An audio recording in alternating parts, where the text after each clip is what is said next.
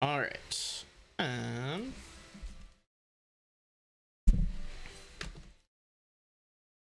Bro, my whole stream thing just doesn't want to work right now. Like, you don't have a TV or a camera or any such nonsense. Do you use OBS or something else? So I started with Streamlabs, then I went to like actual OBS, but I went back to Streamlabs, which does have more problems, but honestly, I feel like it just is more user friendly and runs smoother. Fair. I don't know. I go back and forth. I'm considering trying the other one again. It's been a while since I used regular OBS. Maybe I'll give it an old whirl. Well, I mean, while we're here, I'll start doing some just general recapping while we wait for Mr. Trell, so hopefully he can be able to hear us. So where you guys are currently, you are at the lair of the Lizard King, whom, along with some lovely caiman crocodiles and some monitor lizards and some other lizard folk, you slew quite viciously. But after that, the other lizard folk, in response to this, agreed to your conditions and surrendered. Sounds like they are willing to go along with what you're asking, although in the end you found out that in one of their huts, there is they thought it was like a spirit of their ancestor. You guys determined it must be some like special kind of will-o-wisp messing with them, which you guys are kind of gearing up to fight. Other than that, just kind of in, general news, you also rescued the boy that was there, who the rest of... Oh, goodness. My brother's coughing in the background. Don't mind him. Well, nobody died. Fine. He's fine. Everyone liked that. The audience will remember that, actually. But yes, you guys are also doing quite well in growing your kingdom.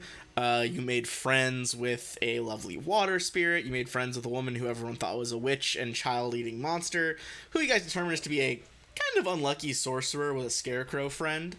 And you befriended her as well. Basically, as soon as you guys have the kid back, and as soon as you take care of this last problem, the lizards, you guys were gonna go back to the kingdom, I believe, and do some more kingdom management. That is the general. Or go ahead. We were heading back to the kingdom to deliver the boy and pick up Song, and then coming back. Yes. Oh, yes. You're gonna double back, get Song, and then return. I'd forgotten that Song was absent from the fight. Song, if you want to go ahead and drop your person there. So we'll determine, you go back. Did I give you guys the reward for returning the boy? I believe I did. Actually, I have an easy way to check. Basically, it was just that, Go ahead. It's in the chat on Roll20. The last we received. You liked +1 leather armor, +1 returning trident. Oh yeah, well that was from some of the other quests, but yeah, you guys also got +2 loyalty for your kingdom as a whole for returning Tig Tannerson. I've been keeping track of that, the kingdom stuff in Hero Lab, because just the way that makes me able to do without my head exploding. I did already add it in, so you guys were at 14 loyalty and got bumped up to 16. So good job. So presumably, I imagine you guys probably filled Song in on the fact that you're going into this fight. At least I would hope so. Yeah. we think it's a will-o-wisp, so get some glitter dust ready. All right. Yeah, it was determined last time that this was for my second levels. Yeah, it was determined last time this was probably not the ideal fight to not have glitter dust. Okay. Well, the lizard folk would lead you over to, it's kind of a cramped cave, but they lead you over to this, like, I say cave, they're like mud huts that they've built and like dug into the ground, but they lead you over to this one. In preparation of it. Did you guys have any more questions for them before you kind of entered and met this so-called spirit of their ancestors?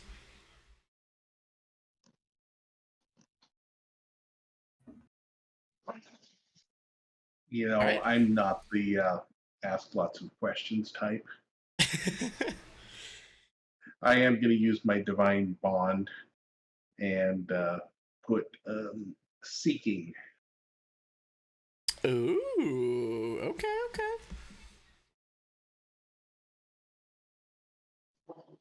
All right.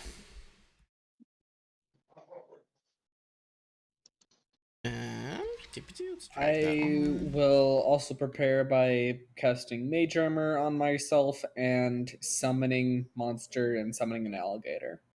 Summoning an alligator? Crocodile. I'm one of those two. Let me check the list again. I mean, if it's a crocodile, I have the token ready, so Mm-hmm. do with that information what you will. Let me just check the specifics of it. All right. It is a crocodile. Crocodile? Okay. I was like manually keeping track of their differences, but that's like the default crocodile. Although for some reason, I will restart the API to get the thing on it, but it starts with 22 health, and I'll let you control it in 1 second. Sounds good. Well, I have all the stats up for it. I have augment summoning, so it's Oh, you already have it? Okay, thicker well then now. that's fine. Yeah. That's good enough. He's a beater boy. Also, as we prepare for this fight, first of all, yeah, any other buffs, and if not, does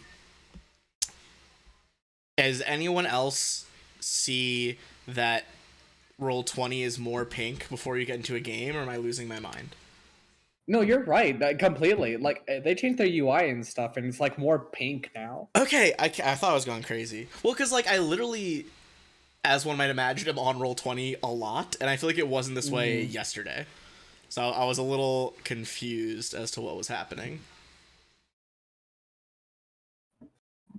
I'm going to assume it's a breast cancer awareness promotion. I mean, it could be. You never know. All right. Roll20 supports your breasts, just like the bra does. It's actually their new slogan. We shouldn't say that. Don't Roll20 for listening. No, I don't mean it. Love me, Roll20. God knows I use your product enough. All right. So it sounds like we got all our buffs on. Grillin, heal up. To max. Heightened awareness as well. Since if you weren't healed up to max, Song would do that before we came here. All right. Is everybody getting fortune hexed? Yep, everybody's getting fortuned except for my crocodile and Nico, which are getting healing hexed. I would like to glue Nico to the back of the crocodile. Oh, please do. What a fucking power move. Oh, also, I am not able to control the crocodile, sadly. Oh, what? Hold on. Let me... Yeah, 1 second. I hope you mean that in the sense that something is not set up in the game versus. Yes, that's something is not set up in the game. I can control the crocodile just fine. I just summon things, and then they do what they want. Yeah. I would hope I summon that... them. It's not control monster. What a great... That would be pretty incredible. Alright, can be controlled by Song. Alright, try moving it around now. Perfect. Okay, you should be also, if you like shift double click it, you can see like the default. It should have like all its macros and stuff rolled, because good thing about doing an older campaign, all of the like all the bestiary tokens are easier to pull out. Wonderful. Unless they're unique monsters. Okay. So the lizard token for you guys is like be careful in the spirit hut. The spirit of Stishak is a wily one, and we haven't offered anything of late. Be safe in there, all right? I bet they're more than happy to have us go in. Mm-hmm. Yeah, you see the lizards like nervously fucking like backing away as you guys approach. All right. So who's going in first? And whoever, well, I guess you guys are lined up here. If you push like kind of the wooden door aside, whoever's got like a line of sight through there, go ahead and give me a perception check. See if you can spot it. Ooh, Song will do it. Not push the door open, but they'll be in the sight line, ready to give a nice percepto. I don't see it. Grellin, go ahead and roll your stealth check. Let's where my D20 today? Wow. Okay, well, Song is struggling a little. But despite its bonus from its initial invisibility, Ludwig, you still see what square it's in. You see some movement as it like brushes past some like various like reeds and stuff that have grown up in this hut. So I'm gonna reveal it on the token layer. But yeah, all the buttons are different now. Whew. Coming to the UI change. All right. I'm gonna give it a quick roll, see if it notices that it's been rumbled. I would say, Ludwig, go ahead and give me a bluff check, as you're the only one that actually saw it. And if it doesn't think that it's been spotted, you guys are probably gonna be able to jump it here. Jump it. It continues to hide. It has no idea that it's been spotted. So feel free to, do what you're doing. All right. Flashbang out. Hey, you can cover the whole thing, right? Most of it, I think. Well, that seems fair then. Let's see. That would be Like a 10-foot radius. Yeah, plenty. This is a pretty small hut. I will glitter dust inside the hut. It should reach everything, so I will post that in the chat for you. It should be a DC 18, not 17. Oh, sweet Christmas. I had to mute myself to sneeze. What was that? What's the DC?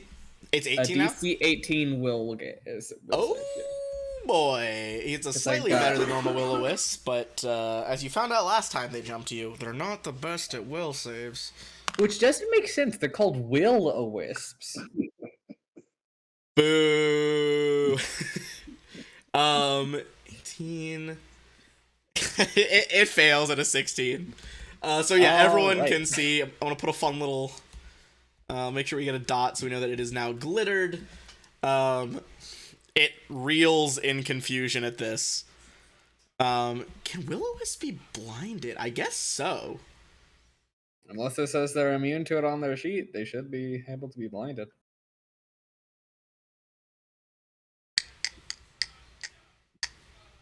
Does not say that they are.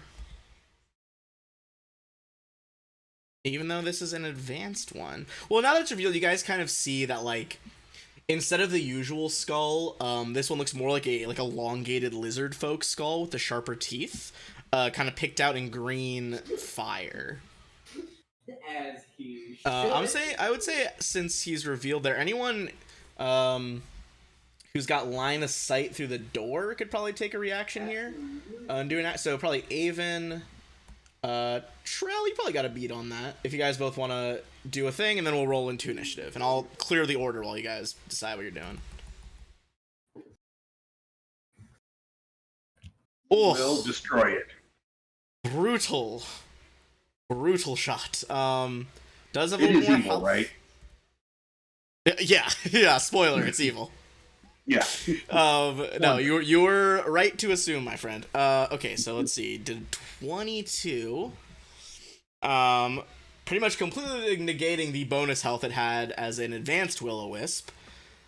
And it looks extremely shocked that it is not being worshipped anymore. So go ahead and roll into initiative. Ooh, and I only see rolled if this thing gets anything done. Trill just would have Well, started Inspire Courage on his. 23, that's not bad. Trill's got an Inspire. Oh, that's what you were activating Inspire Courage. Nice. Okay. Acknowledged. It looks like it's going first, though. Despite being like that, they do have, like, God, what is it? Plus 14 initiative for this guy. It got razzled, but not razzled enough. Yeah, there was some Razzled but razzle. not dazzled. Oh, damn it! You beat me to it. I was about to say there was razzle but no dazzle. Hell yeah. Okay. So, extremely shocked that it has not only been rumbled, but you've negated its main defensive capability, which is invisibility. I think it's gonna also blind. panic. It is blind. So, is it at the end of the turn or beginning? At the end of the turn, it makes a save. If it succeeds, it's no longer blind. God, all right. I'll make a perception. It does have pretty good perception. We'll see if we can try to hear where you guys are. I'm gonna add. I don't know why this one's not hidden, but it'll be adding an extra +2 on it from the advanced template. But I'd say it has an idea of where you guys are. It's still gonna do a mischance. All right. Probably just kind of flies in a straight line until it bumps into this crowd here. The crocodile is that the square where the crocodile appeared, by the way? Yes. Okay. I'm gonna roll to see which direction it's going here. It is gonna go for the crocodile. It still has the 50% miss chance though. All right. Yeah. There's a ones place D10. I did a cleanup of my room/stream space a couple days ago and found so many dice that my cat had hidden. Not even close. It like lunged at the crocodile and just like goes like 4 feet over its head. Outstanding move by the spirit of Stashak. Grellin, that's you. Trill, what's your bonus to initiative? 2. Yeah, I should be higher then. Okay, let me swap you guys there. There we go. Well, 6 if we go by when initiative was rolled. Have that trick that does it for. I got a +7, so. Okay. Well, damn. There you go.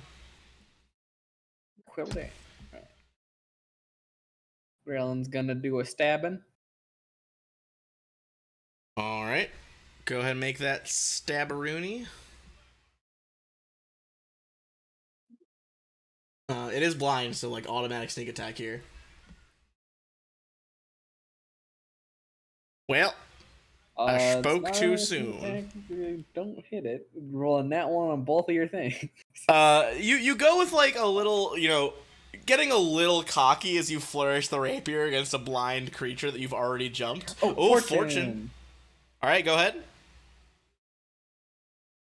Oh my god, what a fortune. Yeah, add the sneak attack to that.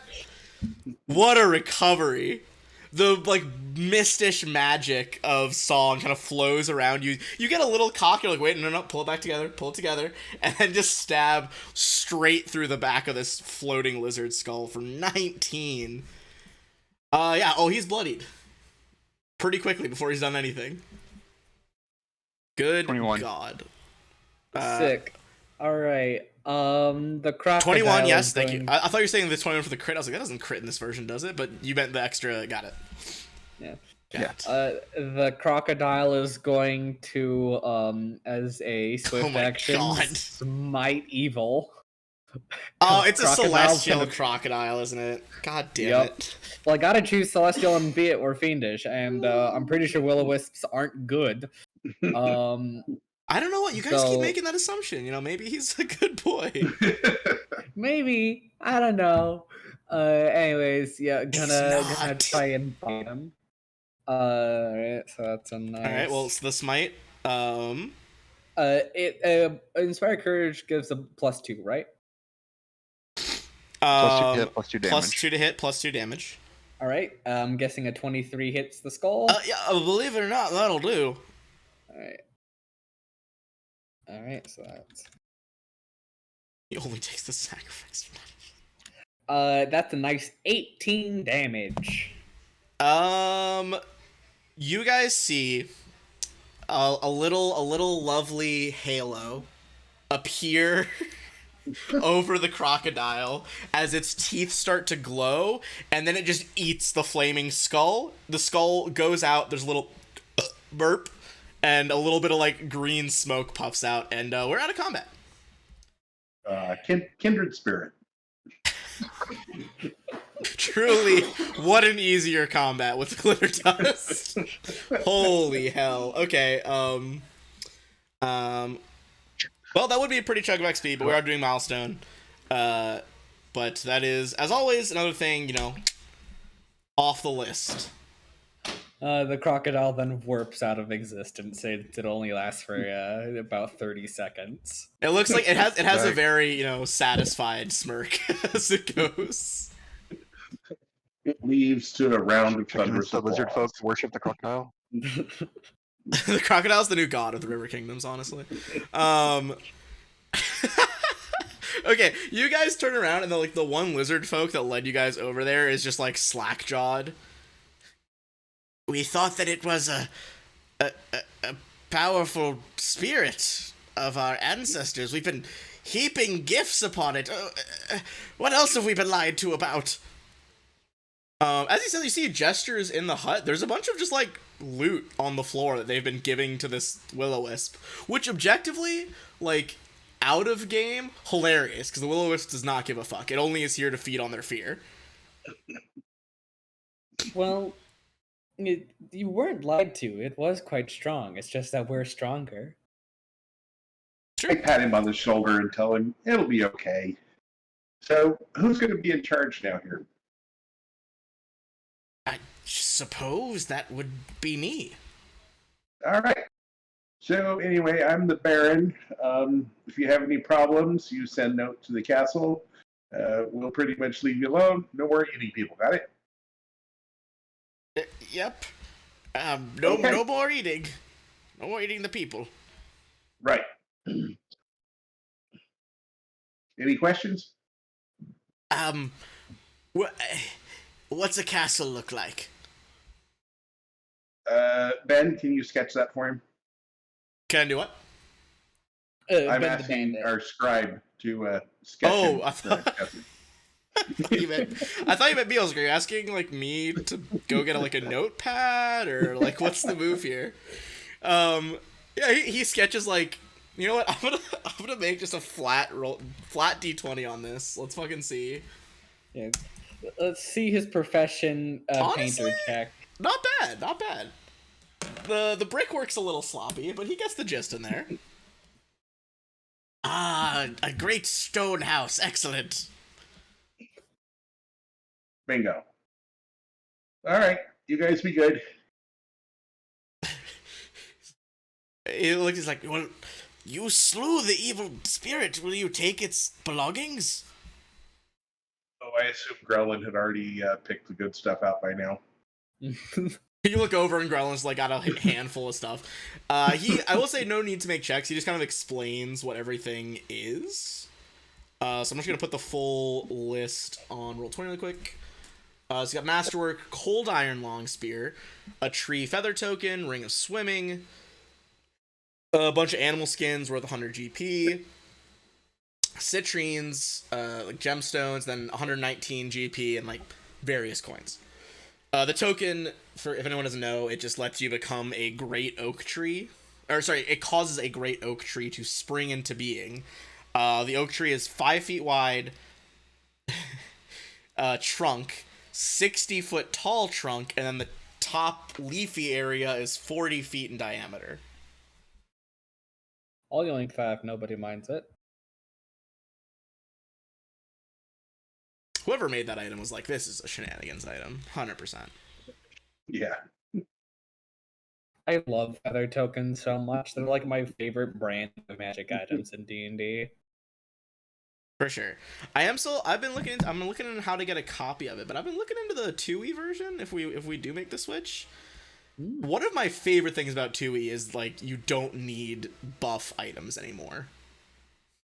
Like you progress much Yeah, like you progress much faster, so you don't need like, mandatory Ring of Protection, Cloak of Resistance. So instead, like when you get fun magic shit, you can just use it.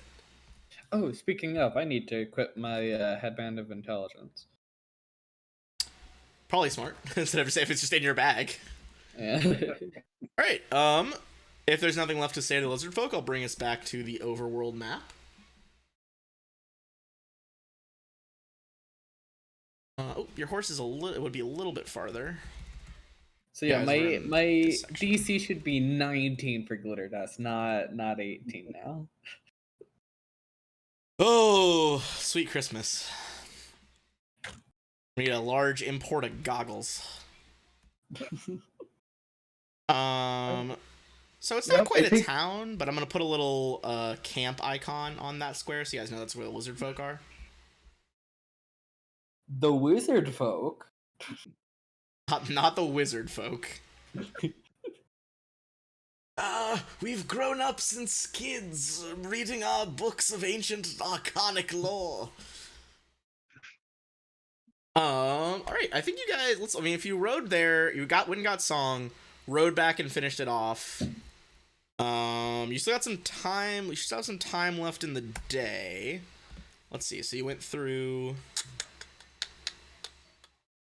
other terrains, started there, so that would be...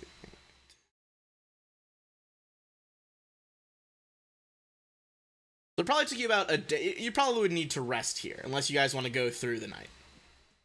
No, we want to spend what time we have left exploring this hex, and then we'll camp and finish exploring. Okay, I believe you should have about 3 hours left to explore the hex. Sick. Alright, so you spend most of that time. I'm going to say since you're in the lizard folk walls, we're not going to make a check. You guys should be able to camp fine since they have an actual barrier. And the next morning, are you finishing exploring this hex? Yep. Alright, let me get our icon to represent.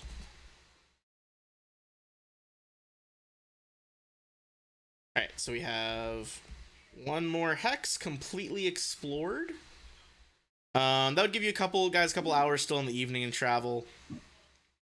There is that's a good point. So Grelin, song, I don't think I covered that in the recap. There is like a creepy old tower that you guys determined has been there for like who knows how many centuries, like Age of Heroes, long time ago. People seem to think that it's haunted. In fact, the Fae that you befriended for helping her fix her river, she said that when she goes near, it seems to be like kind of sapping her joy and energy. Funky. All right, if you guys want to do that one next, let's head over. Sounds good to me. All right, so we're heading over there. Give me one moment.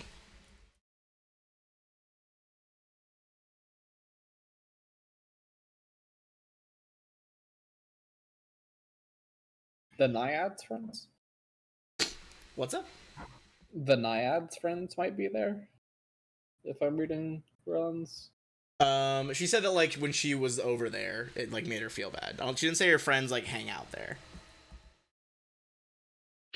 Her friends went in the direction. She hasn't heard from them since. Yeah. So the lake, known as Candlemere, as you guys now know, is notorious for being haunted. People don't like to go there. You do will either have to swim across, which is possible, or you could try to like fashion a raft, or you couldn't even like go back farther up the map and try to like get a boat to go across. Oh, yeah, I think we definitely want a boat. Yeah, boat time. All It's a right. boat time. The boat time. In that case, we'll carry you guys along your way. Be able to hire a boat back in your... pretty much just could take a boat back in your capital. I think you need to hire one.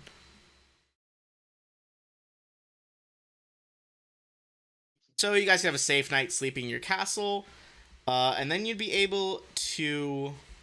up to you guys how you want to handle the citizens. Like, you could pretty much requisition a guy to sail you down, or you could pay him for his time. Like, what do you guys think you would do? Oh, pay him.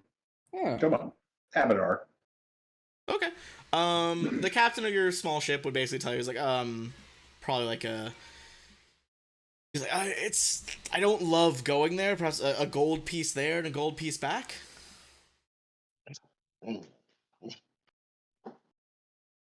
A bit pricey, but I'm willing to pay it. That sounds fine. Excellent. Thank you, lords. Thank you. So you guys go on sailing. It is a bit rainy today, but kind of just like a light drizzle. Nothing that's going to impact mechanically at all. But you guys begin sailing down in your boat. Whoops. There you go. Toward Candlemere.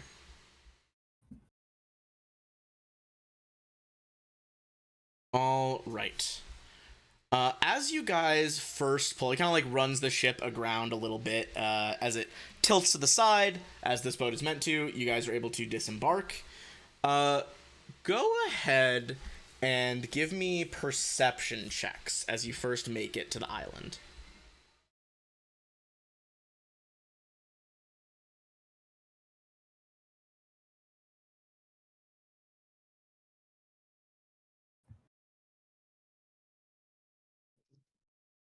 Right, we got highest are 25, and then a 22 from Ludwig as well. Mishka and Mishka is kind of just, dog ears flat to the head, not happy about this. Melchior, you can communicate with, would point the same stuff out that Trell and Ludwig are going to see here. Oh yeah, by the way, since it's at 5th level, Melchior can now speak in common. Horrifying. You guys see Melchior land, and instead of the normal, telepathic stuff that goes on, just immediately, starts speaking, and you guys oh, God. Okay, so, first of all, right away, you guys see the tower itself is a crumbling ruin, nothing remaining but this, 40-foot tall stone cylinder, and a bunch of rubble within and without. As you guys look around the tower, one of the first things you hear is you start to hear what sounds like, not like a flat out scream, but as if you were hearing a blood curdling scream from a distance. Creepy. Indeed. Ominous. Sounds like there might be some evil to be fighting. Could be some evil. Oh, really quick. I'm going to cast See Invisibility on Ludwig. On Ludwig? Yes. Okay. So he's like the most perceptive of us, so him being able to see invisible things might be nice. You, Ludwig, now are able to see. I'm gonna give you more detail. You can see that there are, at any given time, at least 4 or 5 will-o-wisps in your line of sight as they kind of just duck in and around the tower and other ruins on the ground. Oh. That's not good. Go ahead. You see what now?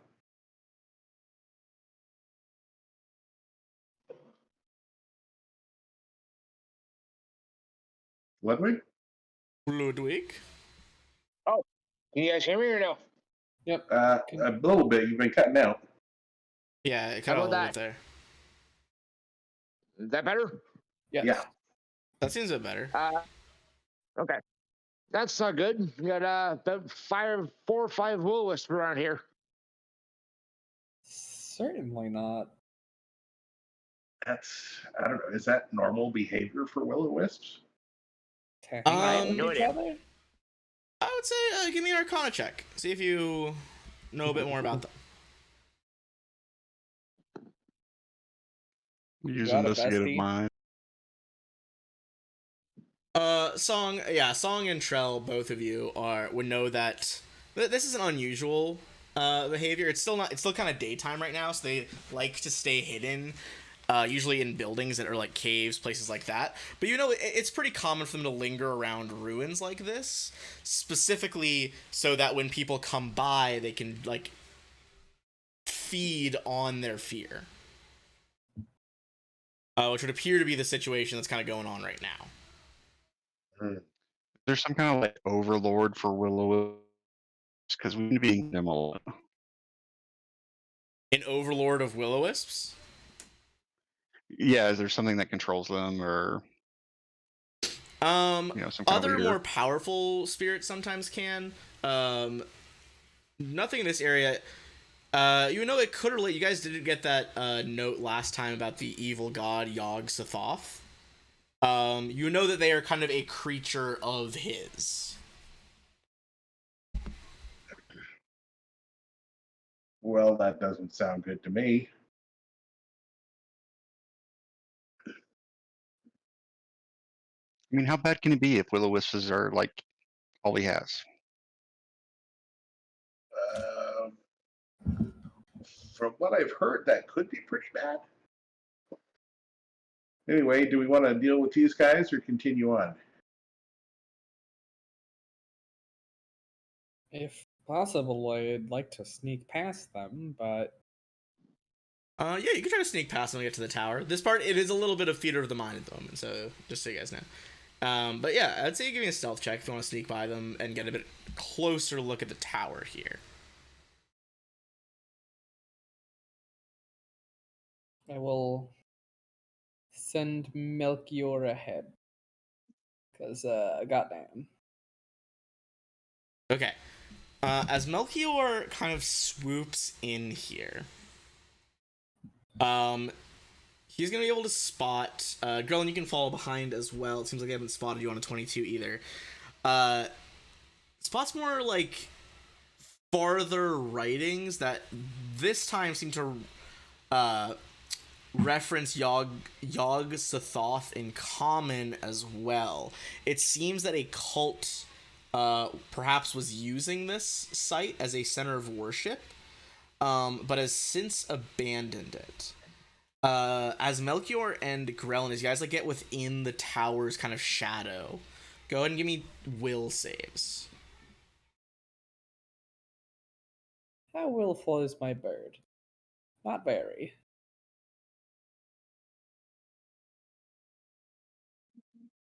Okay, so all Are we all together, all doing saves? Oh, sorry, I didn't see even in Trell. Even in Trell can make it as well.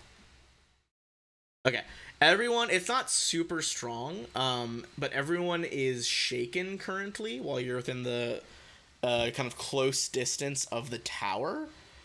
I would say with previous Arcana checks already rolled, you get the sense that this was probably an intentional defense by the cult, but it has been so long that it is like fallen to the level of just making people shaken. This might be why people feel so ill at ease there. All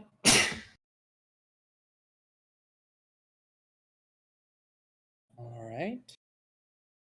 So are we in the main area now? Yeah, you're basically kind of like at that point when you made the saves, you would have been like at the kind of stone archway into the tower. Going inside, go ahead and give me a perception check when you get inside. As you first enter, it's very clear that, you know, the stone parts have remained, and there was probably, we'll get to that nat 20 in a second, there was probably like wooden, you know, levels at one point, but now, since all that's rotted away, it's just one straight tower up to the sky. Trell, as you are looking around, you are able to spot something. And I'll say in nat 20, you think perhaps this might be the source of why everyone feels so ill at ease here. Kind of stabbed into a stone plinth at the back edge of the curving wall, there is a like wickedly curved dagger. Those of you who detect magic, it is certainly giving off an aura. And you can see like where it is stabbed into the stone, there's a small circle of runes kind of carved in around its tip. Can I make a linguistics check on the runes? Yeah, I would say so. I take the higher 29. Okay, I think you would know this is like kind of a weird mix of Aklo and Common that kind of, whatever this cult was, kind of made a bastardized combination of the languages. But you would determine that this was a spell that they put in place, kind of like a ward, that anyone who didn't bear the cult's, symbol of Yog-Sothoth, like a holy symbol somewhere in their person, would get like the panicked condition and run away. It's been so long, this has kind of been reduced to shaken. But you think if you're able to remove that dagger, even that effect would be gone.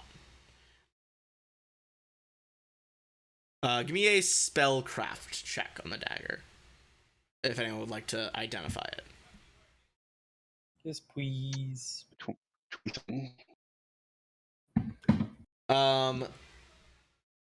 27 and 28 are both going to not only identify it, but exceed it by enough to know that this is not only a magic dagger, but a cursed magic dagger.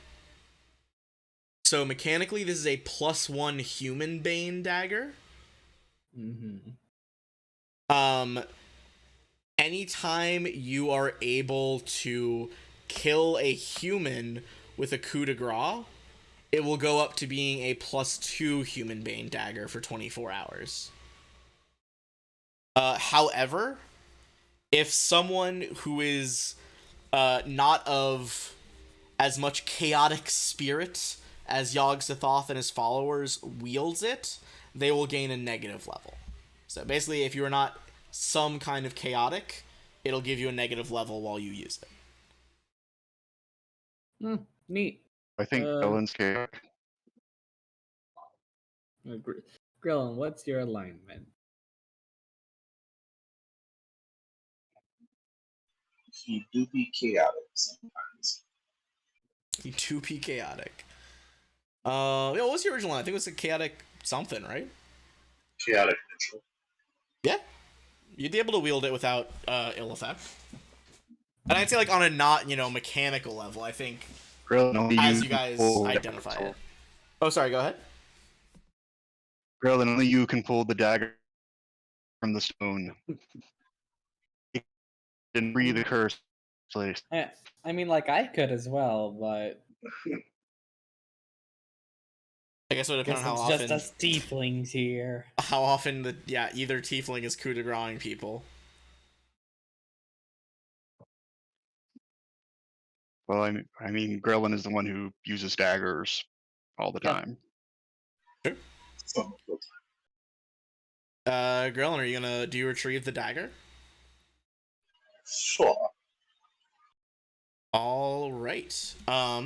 As you kind of pull the dagger out, you guys feel like just a wave of relief, like a feeling that it's a dark and stormy night, and you make it back inside, lock the door, and you're safe in your own house.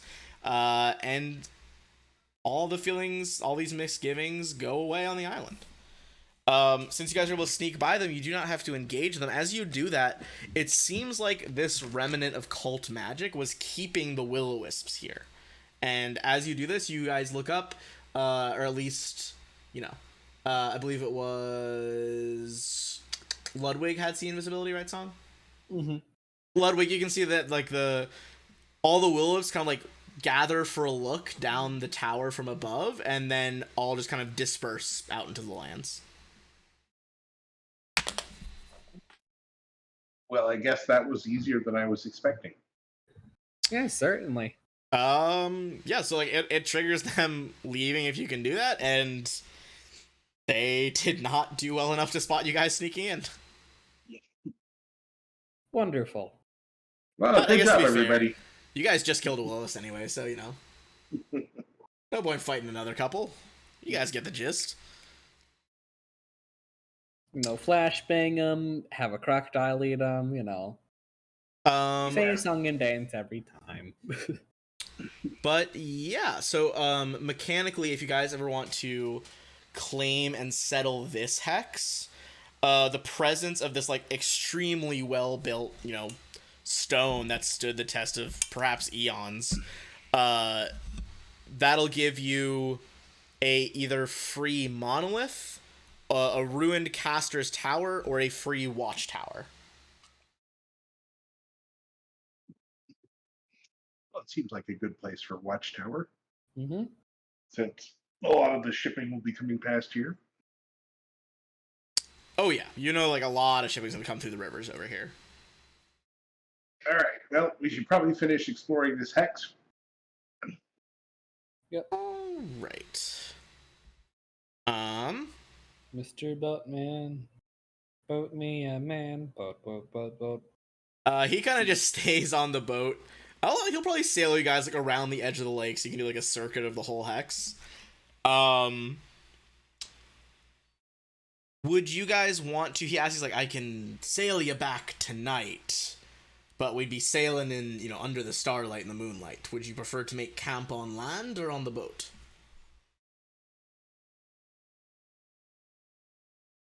Does anybody have a preference? Nope. The boat. All right, the boat it is. Right. Boat party. Boat party indeed. Okay, give me 1 second. We're gonna use. Let's see what this means. Okay, this is during. Yes, this would be during Avon's watch. Avon, go ahead and give me. What the fuck is that? Oh, it's just putting the full lyrics. I don't know why, but I really dyslexia the fuck out of that first line, and I thought it said, "Aw shit, your bowels." I was just like, what am I reading? Oh, shit, Excuse me? Oh shit, your bowels, be careful. It's about to go down. Oh no. But yeah, if you're, I assume you're still keeping watch on the boat. Yeah. Okay, go ahead and give me a perception check. Sorry. They're up. 10. Okay.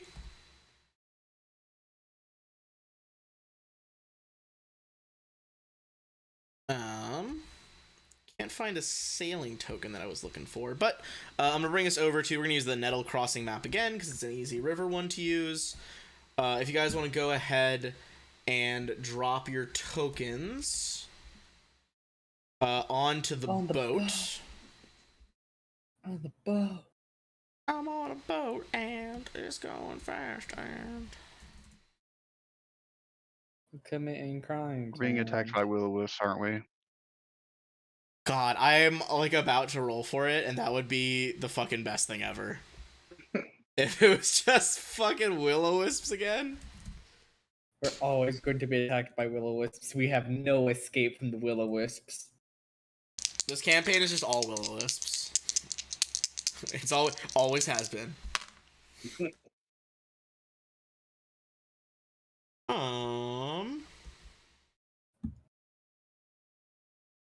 Let's see. Do I have?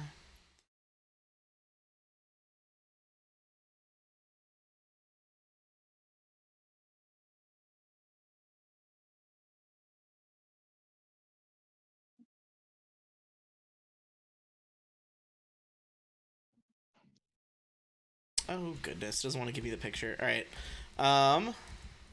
that's okay because I'm pretty sure I have that art from other stuff.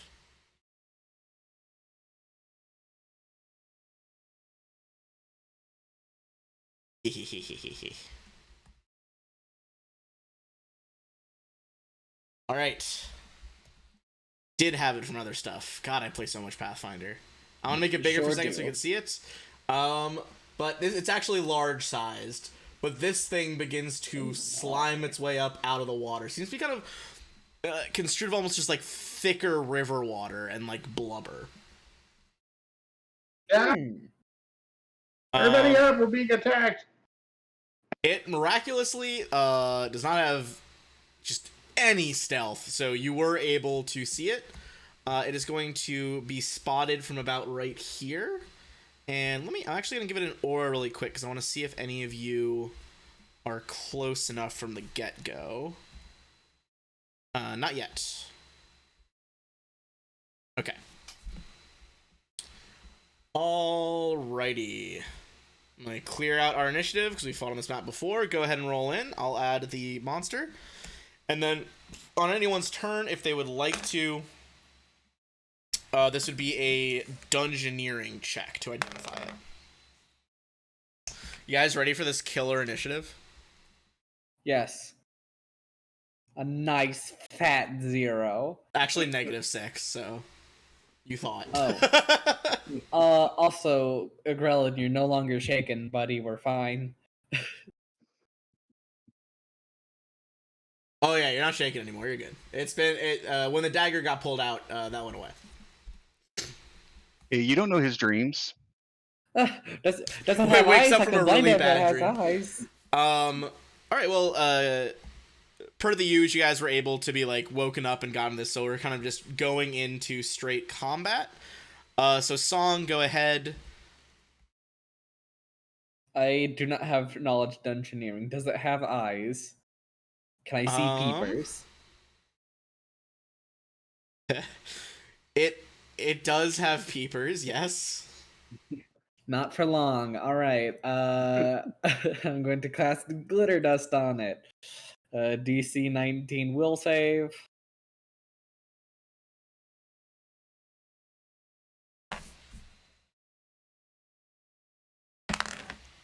All right. It rolled a nat 20, which is the only way it could pass. It is a extremely bad bonus. But it does All muscle right. through.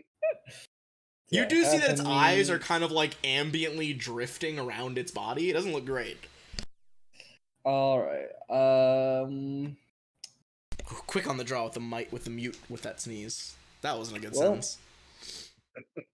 Quick on the mute. All right. Anyways, Song's gonna move back a bit and end their turn. All right, fair enough. Grelon, that is you.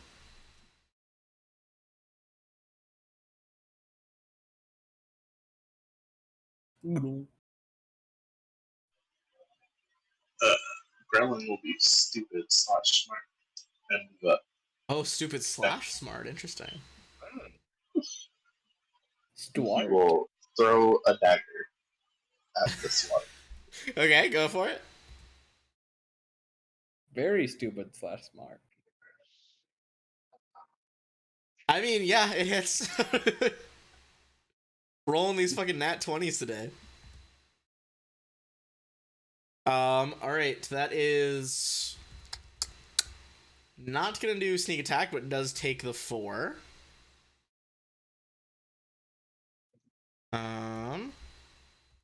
And then it is going to be Ludwig. What's up? I said, and good luck to Gremlin to find out later. All right. You do see at least it doesn't sink to the bottom. You can see it's kind of just like stuck in the goo.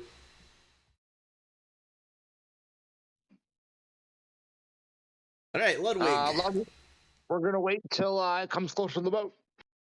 All right, fair enough. In that case, arch away. All right. I am not waiting until it comes close to the boat. All right, so there's no buffs up at the moment, right? Say that again? Kind of cut out for me. No buffs up. No. I think you had time to get everyone up, so they're not like prone or anything. But I don't think there was any like buffs up at the time. All right, so we'll go ahead and do deadly aim. I'm assuming it's not going to be too hard to hit. We shall see. First one does hit. The second one is not on a 10 though. You do see as your arrow kind of like slops into it, does not seem to be doing a lot. So I do have blunted arrows I can use, so we'll try those next. Okay. Interesting. All right. Trell, that is you. I start reciting an ancient sea voyage monologue about destroying a monster such as this. Captain's like, I've heard of this one. It's like it's a good monologue. All right, let's see. He is swimming, which is giving him a bit more speed.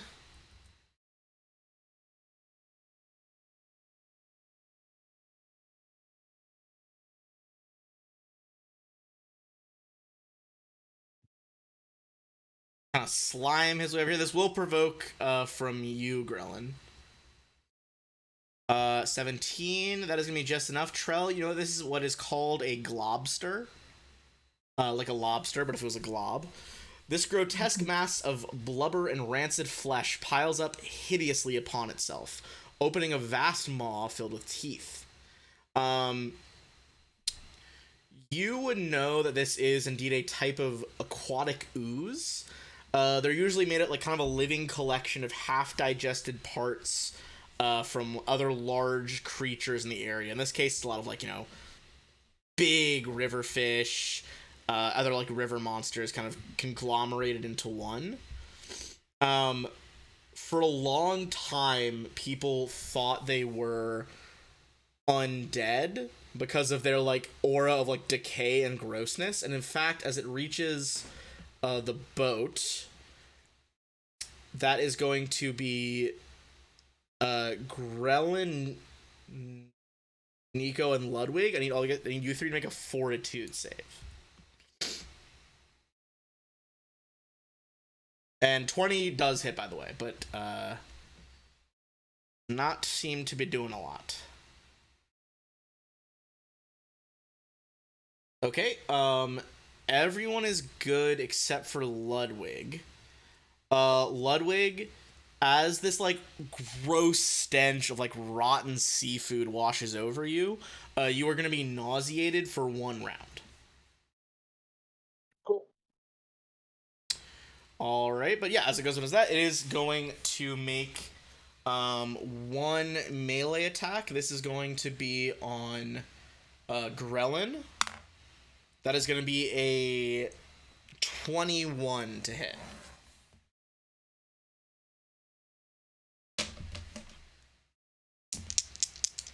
Alright.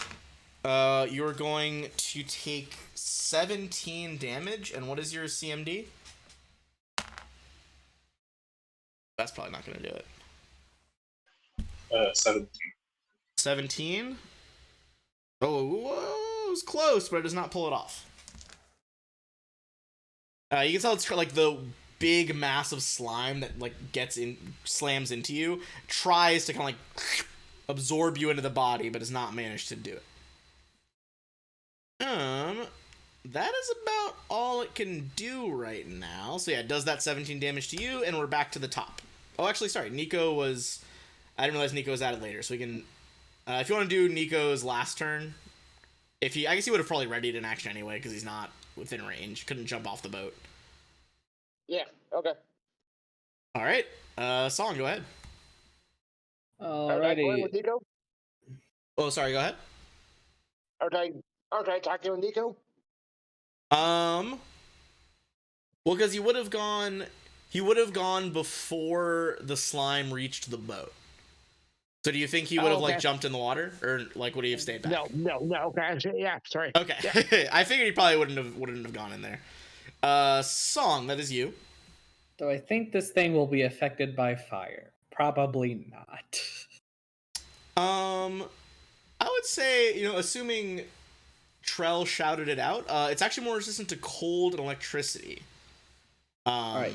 And acid, but fire doesn't appear to be on the list.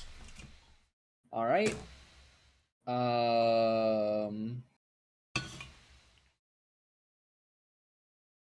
5-foot steppy. If I did a fire in this direction, it'd still hit the guy without hitting Ludwig, right? Yeah, also, sorry, the river map is a bit skewed from the last battle, but yes, basically fire. It would basically be the square in front of you, and then, like, the row of 3. So yeah, it would only get him. Perfect. I will Burning Hands here. Great. Go ahead and roll that damage. I'll make a reflex save.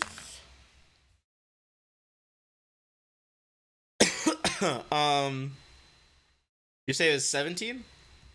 Yeah, DC 17 reflex. Or is that higher as well with your headband and stuff?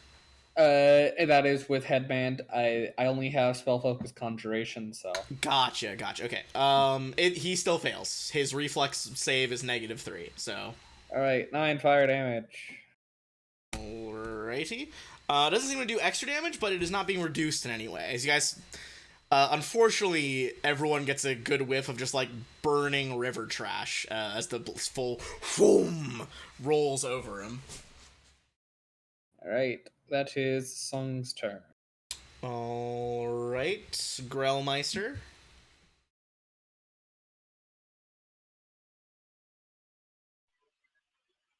Because it's a large creature, technically you are flanking, by the way. That was going to be my question. Cool.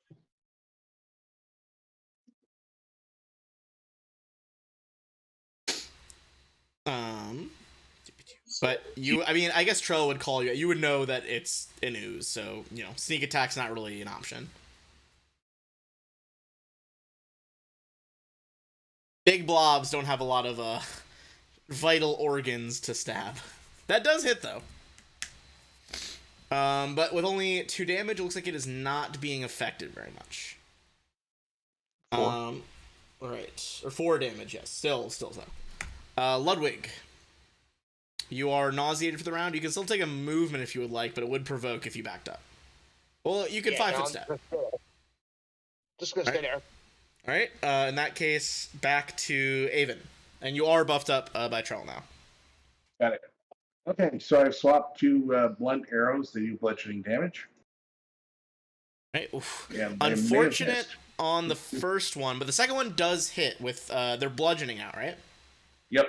That seems to kind of like slap a big amount of the ooze off into the water. So that's definitely doing something. All right. Speaking of unfortunate, Evan, you have fortune. Oh, that's true. Oh, you do have fortune, yeah. Speaking of unfortunate. Yeah, you want to give that a reroll?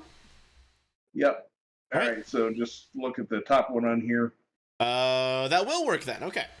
In that case, with both arrows, he's gonna go down to bloodied. Brings us to Nico.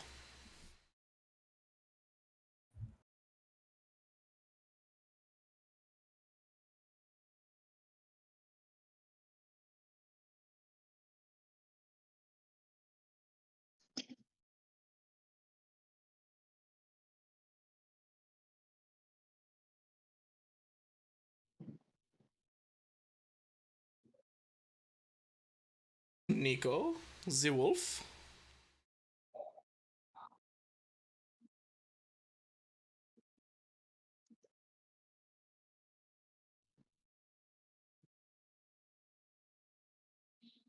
Is he gone? Hello, good sir. Sweet werewolf of the stolen lands.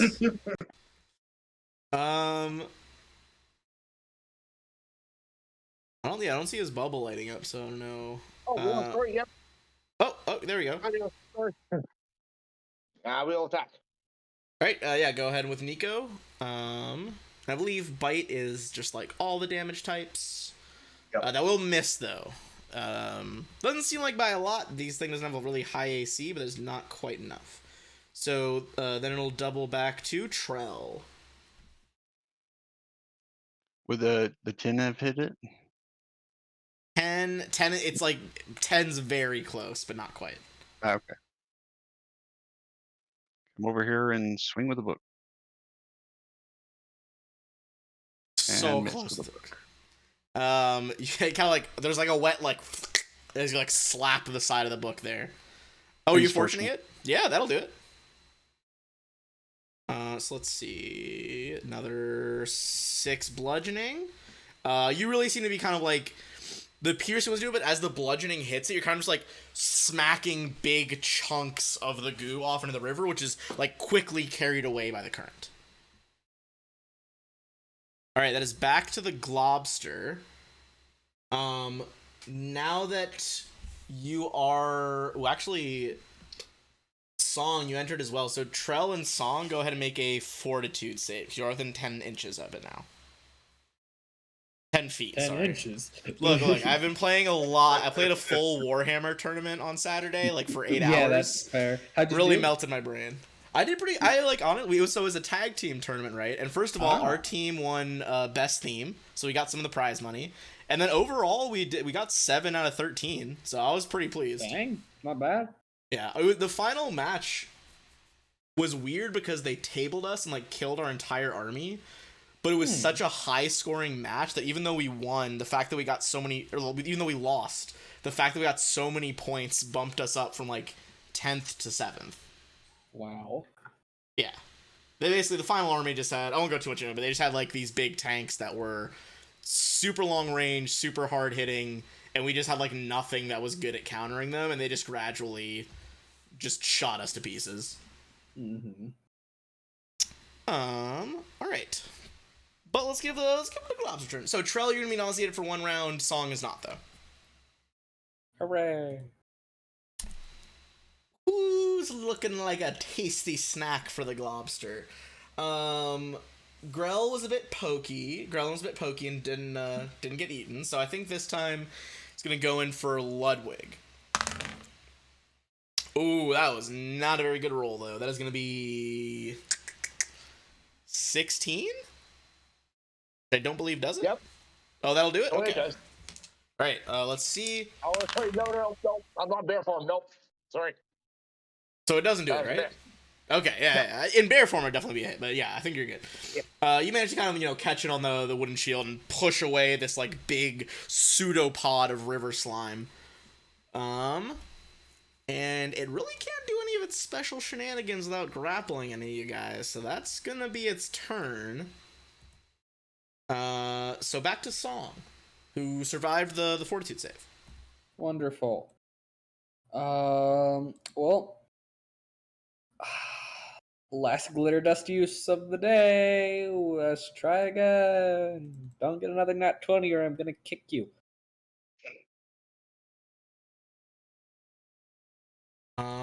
Last glitter dust of the day. Let's see. I mean, does it get a second nat 20? Probably not. That is an 18, which is not a pass. Needs the nat 20. So it is currently blind. Hooray. All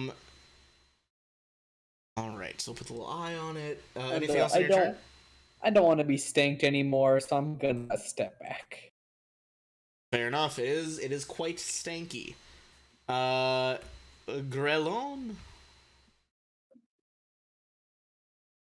Grell off. That Growlin. I really need to find a hair tie during our bio break later. I'm like looking at the camera and I just puffed everywhere. Like a loon. Krillin will do something he rarely does and try to punch it. Alright, go for it. Don't you have horns? Headbutt. Gross. I wouldn't want to stick my head in that thing either.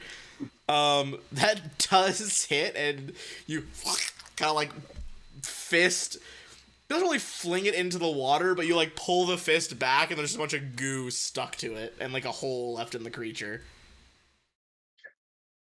Truly nauseating. Ludwig, you are over your nausea from last year. It's only a 1-turn thing, so you are free to act. Excellent.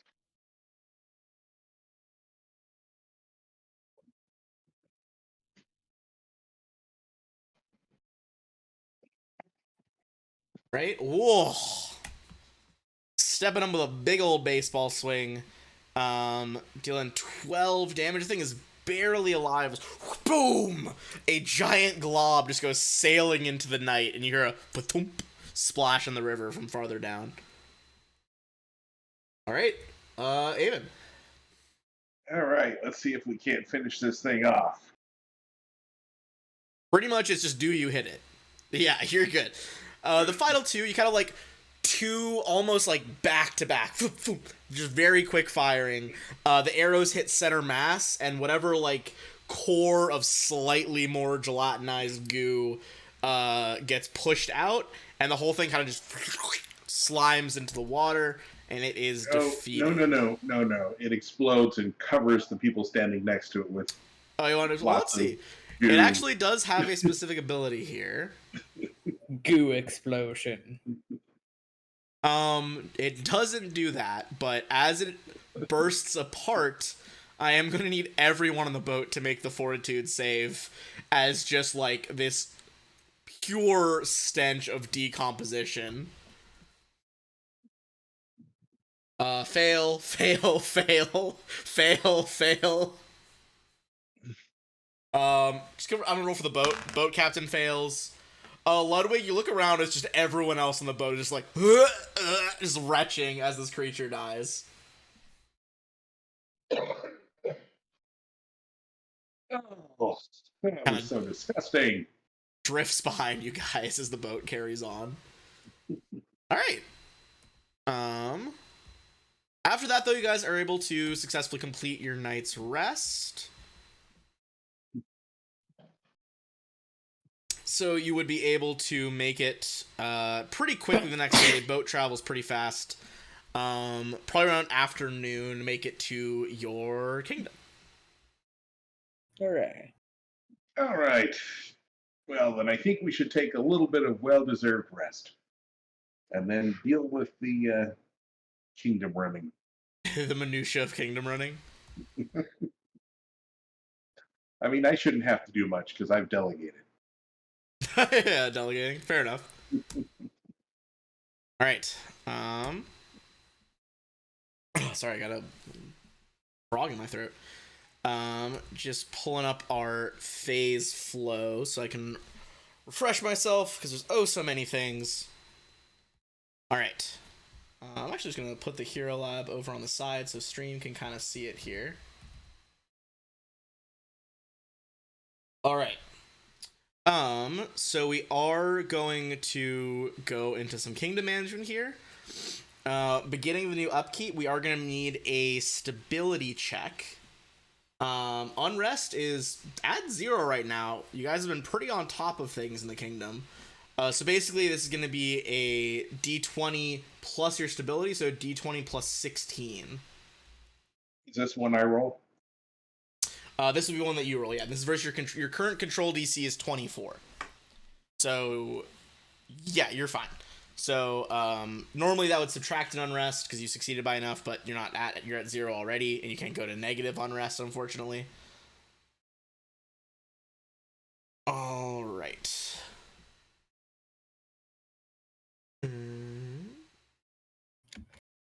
So next, you guys pay your consumption, which is how much BP it costs just to like keep things moving in the kingdom, which for you guys currently is 4.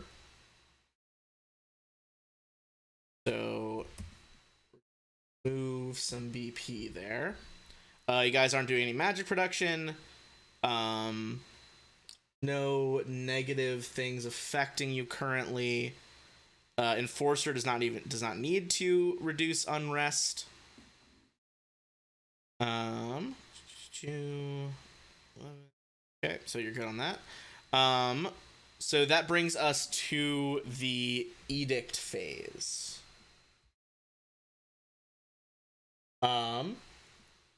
Currently we have the holiday edict. You guys have it 1 holiday per year. Promotion is standard promotion and taxation is light taxation. Is there any desire to change any of that? And I can kind of refresh you on what the bonuses are if we're thinking about it. I think we're probably still good for the time being. Okay. In that case, we'll keep those the way they are. Next, I'm gonna drag this out of the way so we can get a better view of the map. Next, we're looking at claiming additional hexes or abandoning any of them.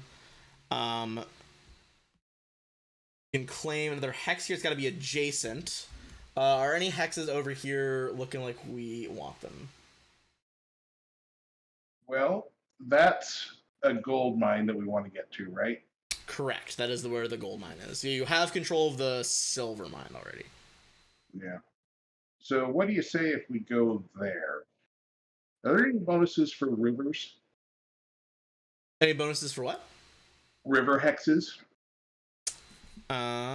Let me double check what the river one does exactly. Give me one sec. It wouldn't be pure water. This would be counting as hilly coastline.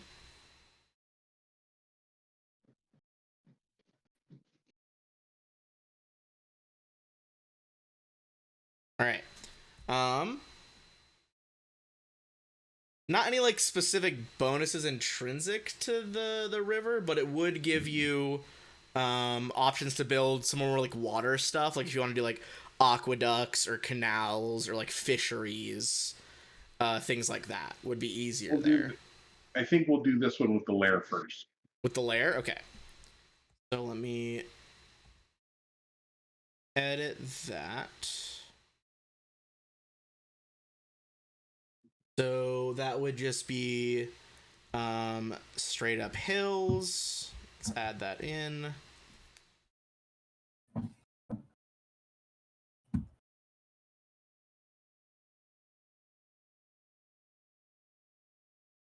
All right. So you guys are going to claim the hex where the lair was. Let me double check. I don't believe that particular lair is granting you any automatic buildings. It does not seem so, no. Okay. But that will change. So let's put claimed 4 hexes. All right. Next up is building terrain improvements. So I think the only current terrain improvement you guys have is you have automatically the mine over here, right? Yep. And you have the farm. So I can give you just the quick options. What can be built on the hill hex? You guys could do, because it is close enough to a river, or okay, you wouldn't do that. It's not quite close enough. Okay, so you could do farm, you could do a fort, a highway, a quarry, road. If you wanted to, you could found another settlement, watchtowers.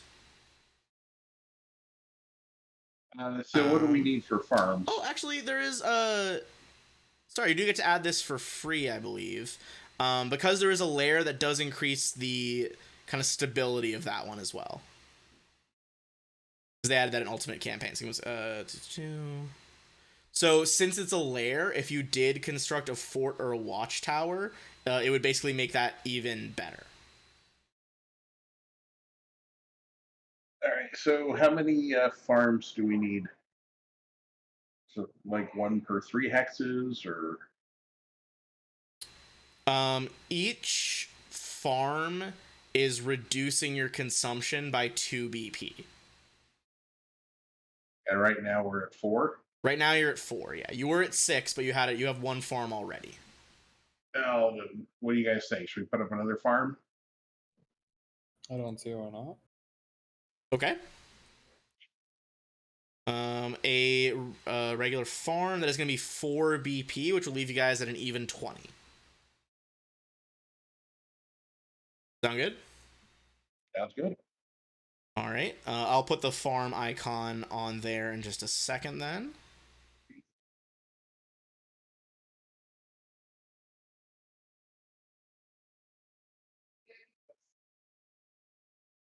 Okay. Keep this saved as we go. Well, I guess it kind of even, so you do get 1 more consumption for each hex you claim. So it like went up to 5 and is now down to 3. Mm-hmm. All right, so that is our buildings over there. Are we wanting to add any more buildings within our city? We've got our city. What's that? Town hall. Yep, I believe that's town hall. Let me get my city building icons 1 sec.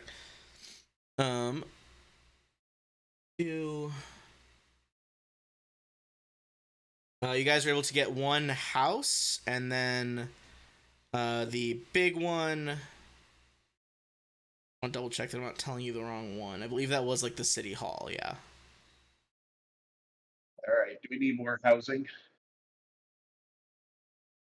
or we get to build one for free or something? Yeah.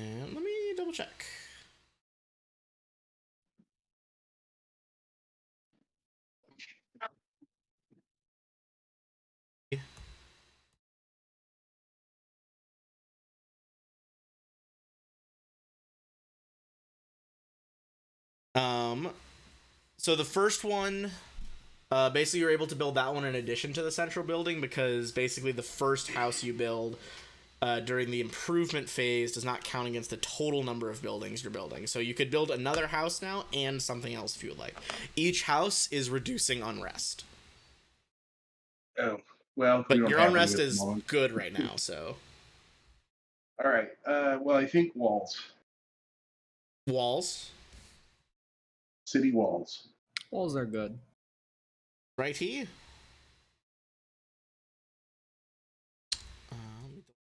Price. All right.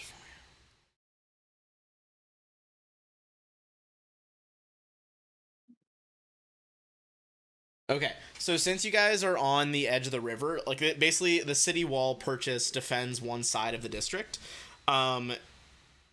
You would only need 3 eventually to like wrap around the whole thing, if that makes sense. You already have a natural waterway to your back, but this will increase the defense of the city by 1. So that is 2 build points. Okay. And we're only allowed to build one thing at this point. I believe you're only building 1. Let me just double check.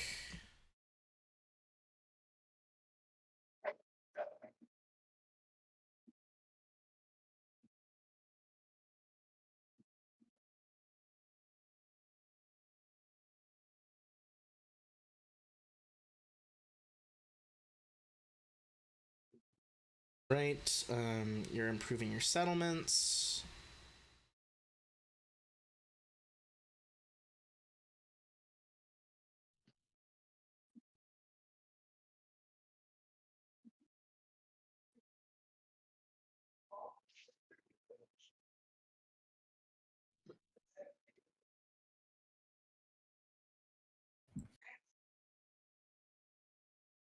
Okay, so just gotta check the table because there's a million tables. So it's based on kingdom size.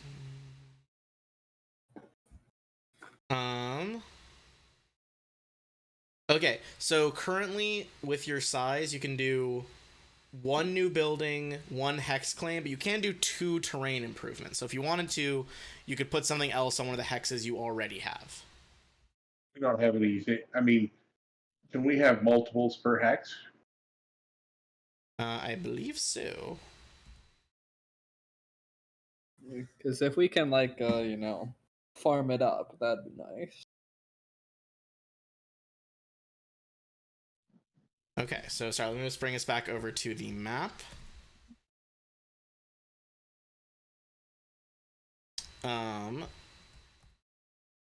Let me add in your farm there as well.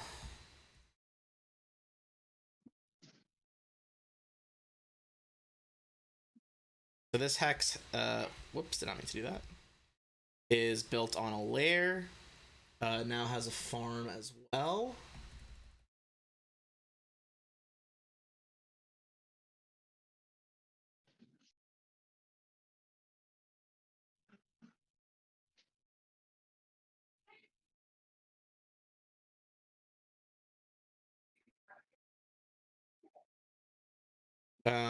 Yes, you can have up to 2 terrain improvements here.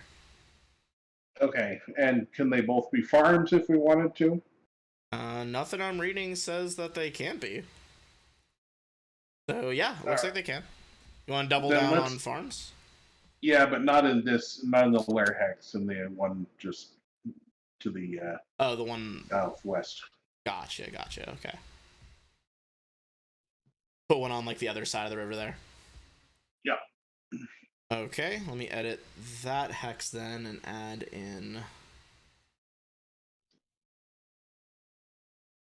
second farm.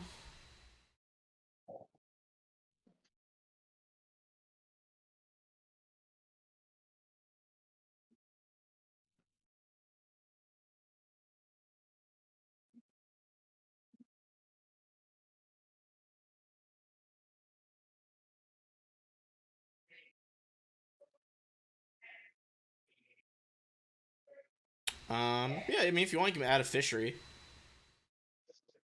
Is that on a river place, or does that have to be coastal? It can be on a river place. All right, yeah, sure, why not? Okay, we can make it a fishery. That's fine. Maybe a fish farm. Ooh. I don't know if I have a fishery token. I had a farm one. One sec. Fishery?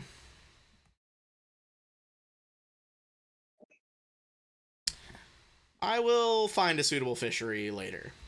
But I guess I did not have that one ready. Okay, so let's save that. All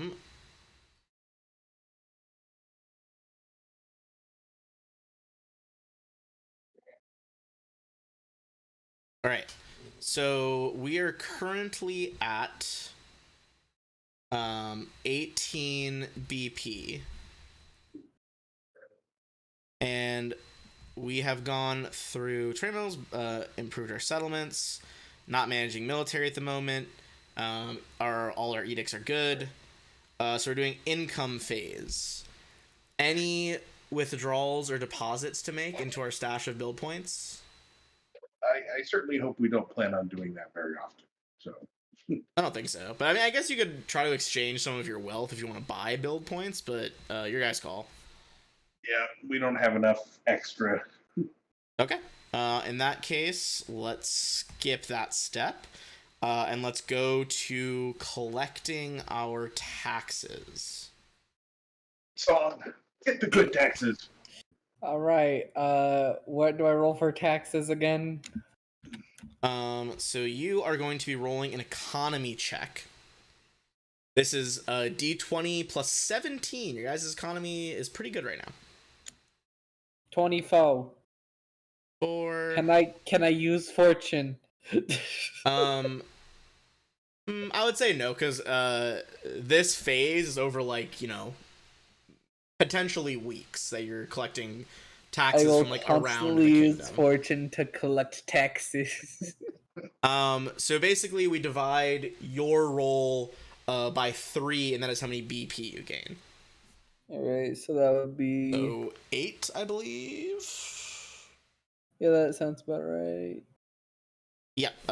You guys gain 8 BP at the end of that. Which brings you back up to 26. And I think you guys were at 24 to start, so you overall made a net profit. Woo! Yeah, we'll have some bigger expenditures later.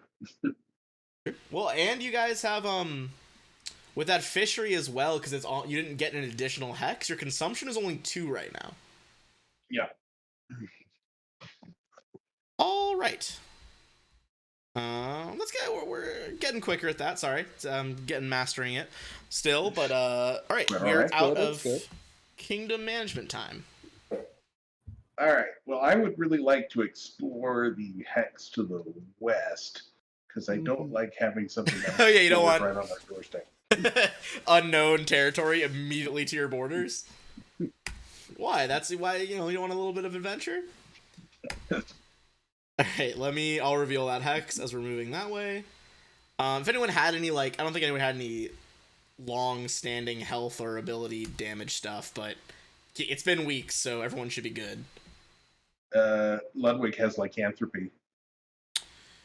He still has lycanthropy. That's a long-standing. Actually, let me check my notes. Right? Has it been? Let's say it's been 2 weeks.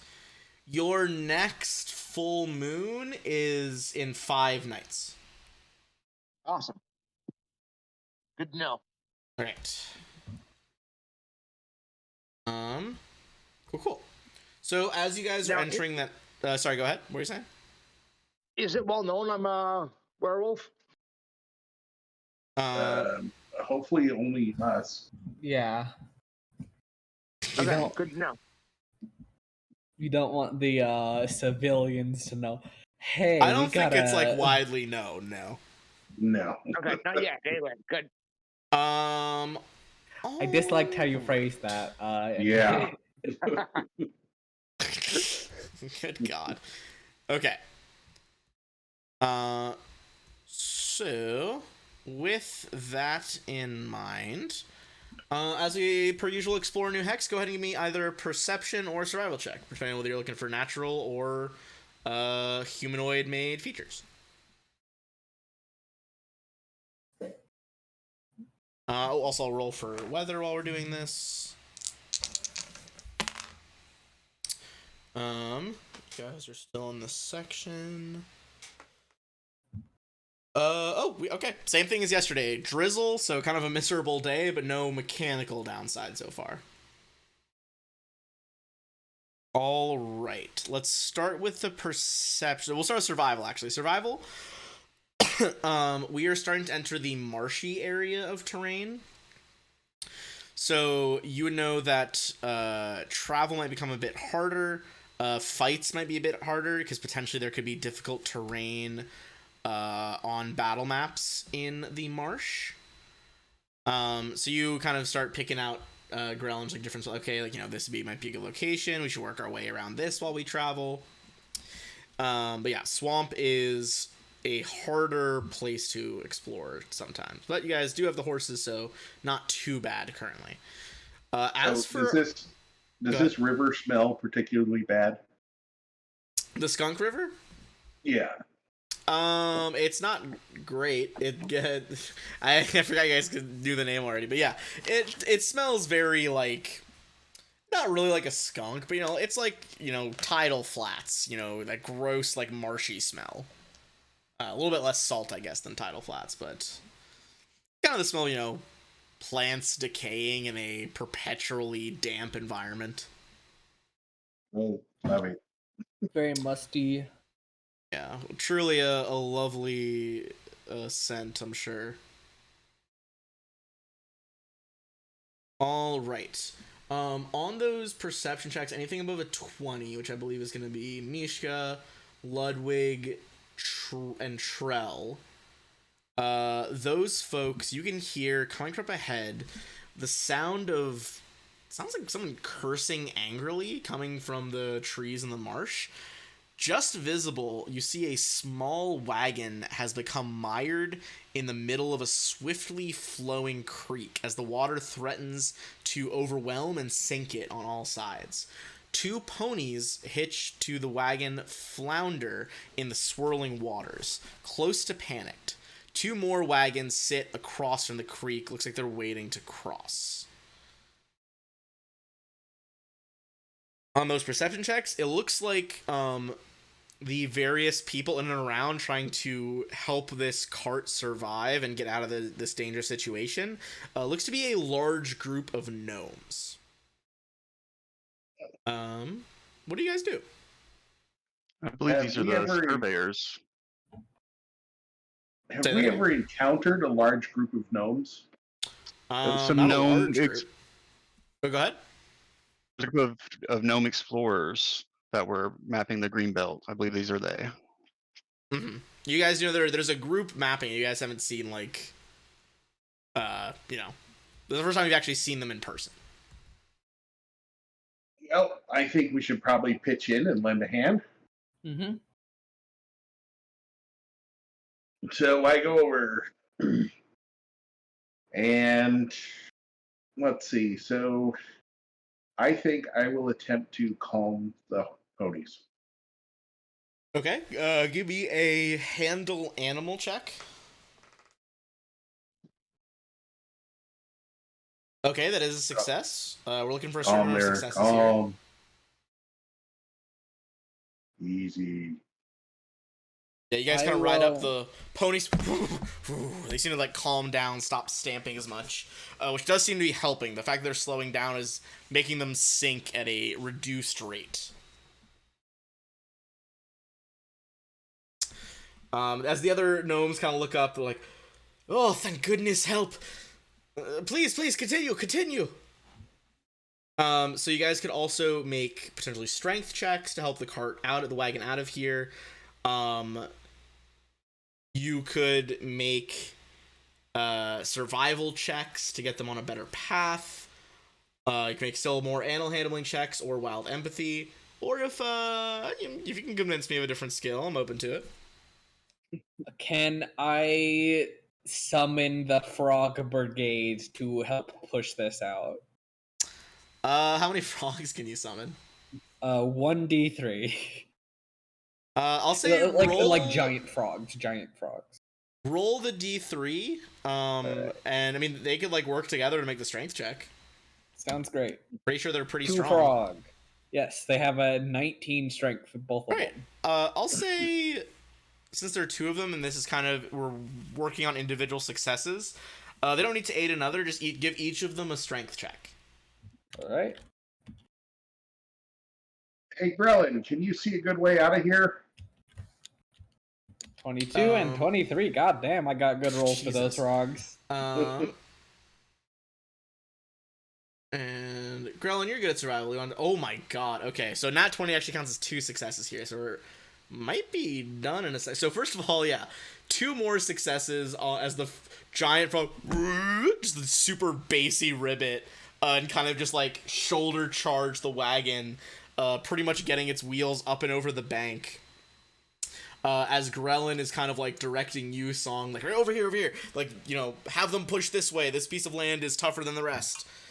And let's see, that's 1, 2, 3. That is enough successes in short enough a time that you guys are good. You're able to save this expedition. Hooray! Well done, everyone.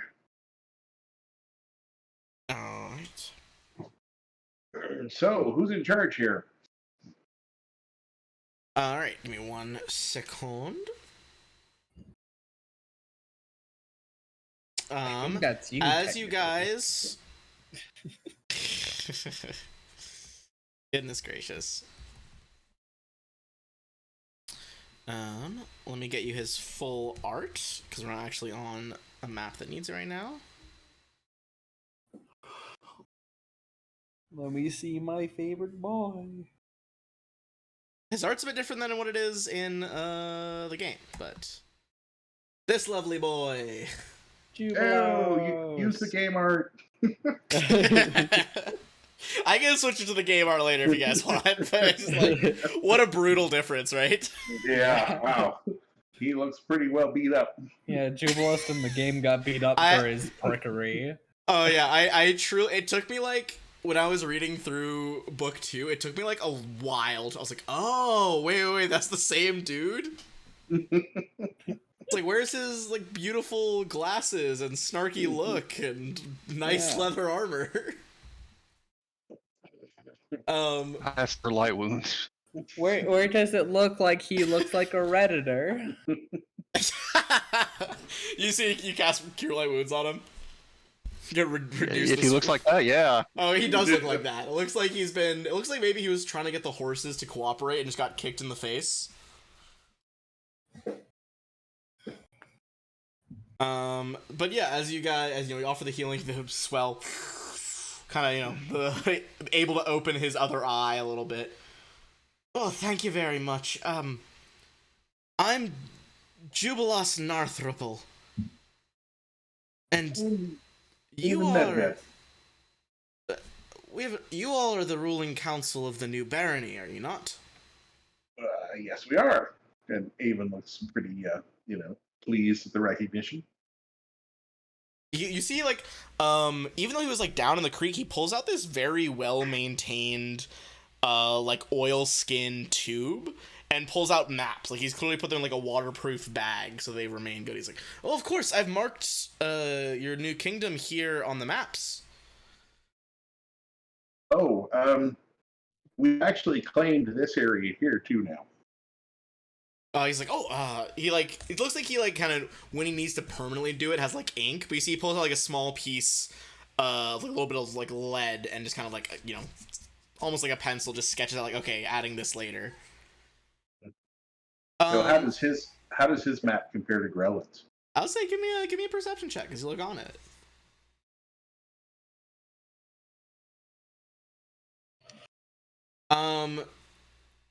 So you look around, you see there are a variety of, like, landmarks and locations that you guys have not seen yet that he has.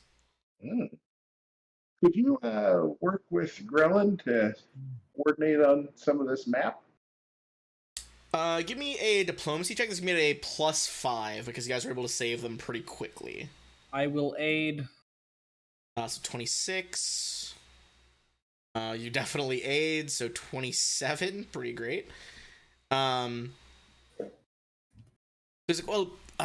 normally, since my gnomish explorers and I kind of come ahead, we charge our maps at a pretty steep premium. But I suppose since you saved us, I'd be willing to have that price.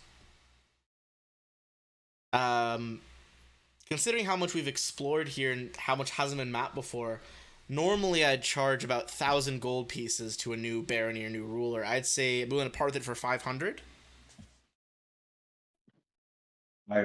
Who's got a praise? That's a me. So I look at Song. I look at the map. Yeah, give me a I'm I'd gonna say use my 16. fortune. Fuck. 16. You can aid her. Grelin, give me a roll. Clear that 10 for another +2. Okay, on an 18, you're a bit more sure. You think this might be like a little bit of like he's saying he's having it. He's probably doing a little bit more than actually half. Actual half probably closer to like 400, which is still kind of pricey. But I think Song would think, as Grelin points these details out, I think she would think that 400 is a pretty good deal, as this map is going to be able to reveal a bunch of different locations to you guys. Mechanically, it's also going to give you guys about 5 or 6 like encounter locations that you guys haven't been able to discover. I imagine Grelin really wants to anyway, right? Well, I imagine, yeah, Grelin, this is a great opportunity to expand your own map. 350. Well, Sorry. ugh. We're all I extremely- 21. Wait, 500. Wait, no, 450. Wait, no, 350. Trails is like calling out auction numbers. Yeah, do you propose the 350 song? This is really high quality, but we do have quite a bit of this already mapped out. I do really love your books. I know that your stuff is pretty high quality. Would you be willing to part with it for 350? Fuck. He's like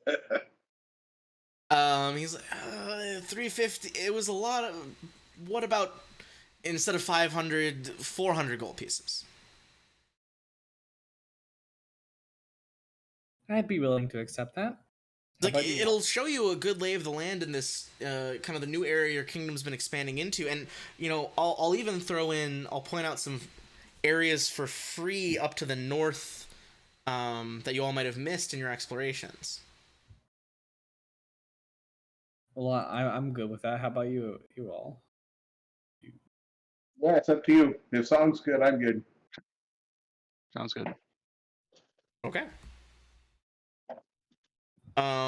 So I'm gonna zoom us out here in a second, and this will be an easier way to do it. I'm basically gonna like reveal hexes, like not the hexes on the way, but like the ones where you guys know stuff is now.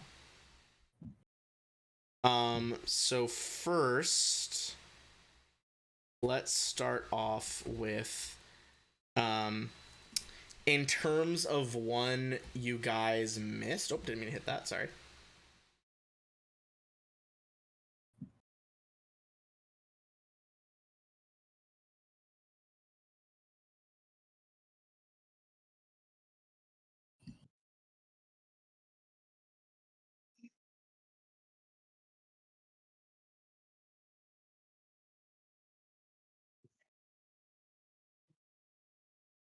All right. The first thing to point out that you guys might have missed, he highlights this area over here, which is just to the west of where you guys fought Tuskgutter, the big old boar, and he would tell you that in that area, there is a tribe of boggards who are not, just mindless creatures. Like, they can be reasoned with.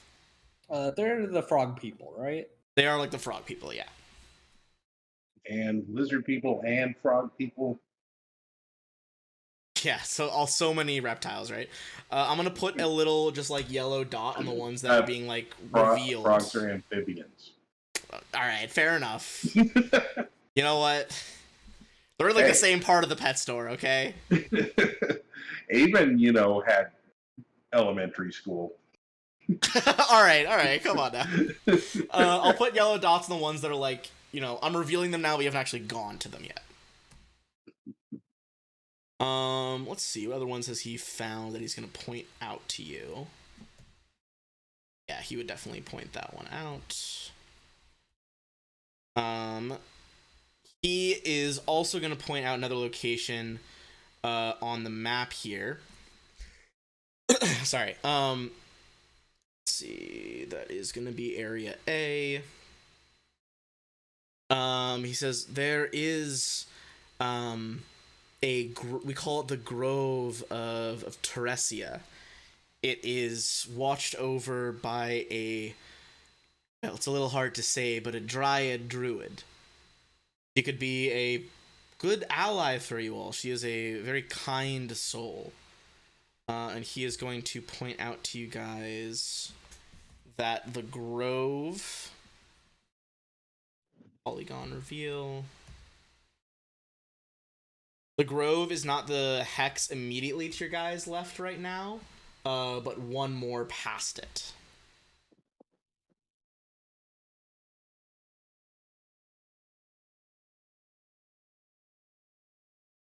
Grove.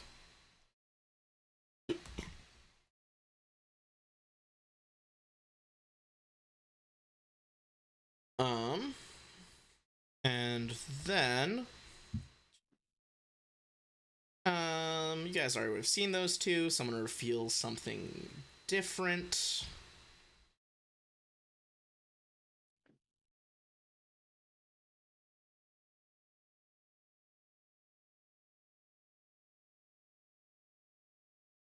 Alright, he would also point out and warn you guys that there is a troll lair nearby as well, with like a pretty sizable troll population.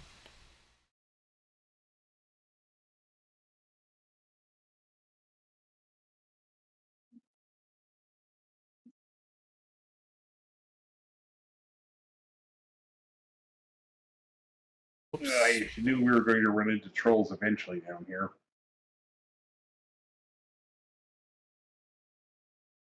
Alright, that is going to be this hex down here. Kind of nearby where the lizard folk are. Probably about, he would estimate to you, probably about like 20 miles southwest.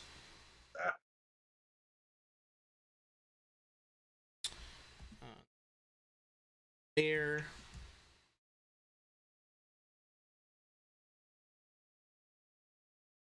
Hey! Okay, so there's two more. You guys are gonna get 3 more locations because he gave you the one for free.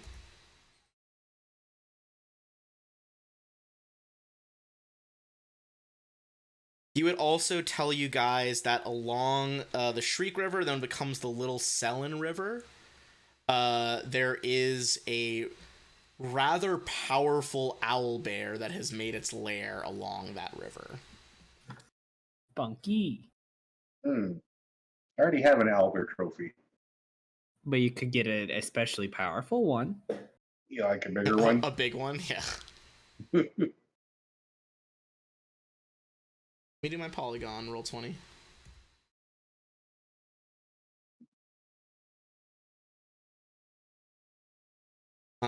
That is going to be this hex over along the Selin River. Owlbear is. You have 2 more reveals from the map you've bought.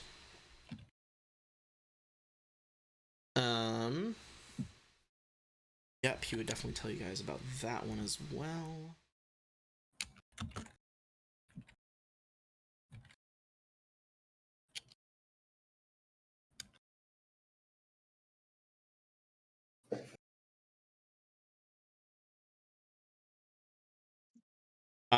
He tells you guys that he has seen a variety of monsters, bandits, other troops, tons of people around a old abandoned keep. He describes it as like well enough intact, that like if you guys took it over, it's like a fort or a castle even if you built a settlement there. Oh, where's that? That is going to be. It keeps defaulting back to the new UI. Keeps defaulting back from like polygon reveal to regular, which keeps throwing me off. But basically, it is the hex immediately southwest of the Dryad Grove. That is over this way. That's definitely going to be one worth checking out. Yeah. And then final one, he's going to reveal to you guys with this map. Let's see. What would be the next thing he would know about? Very.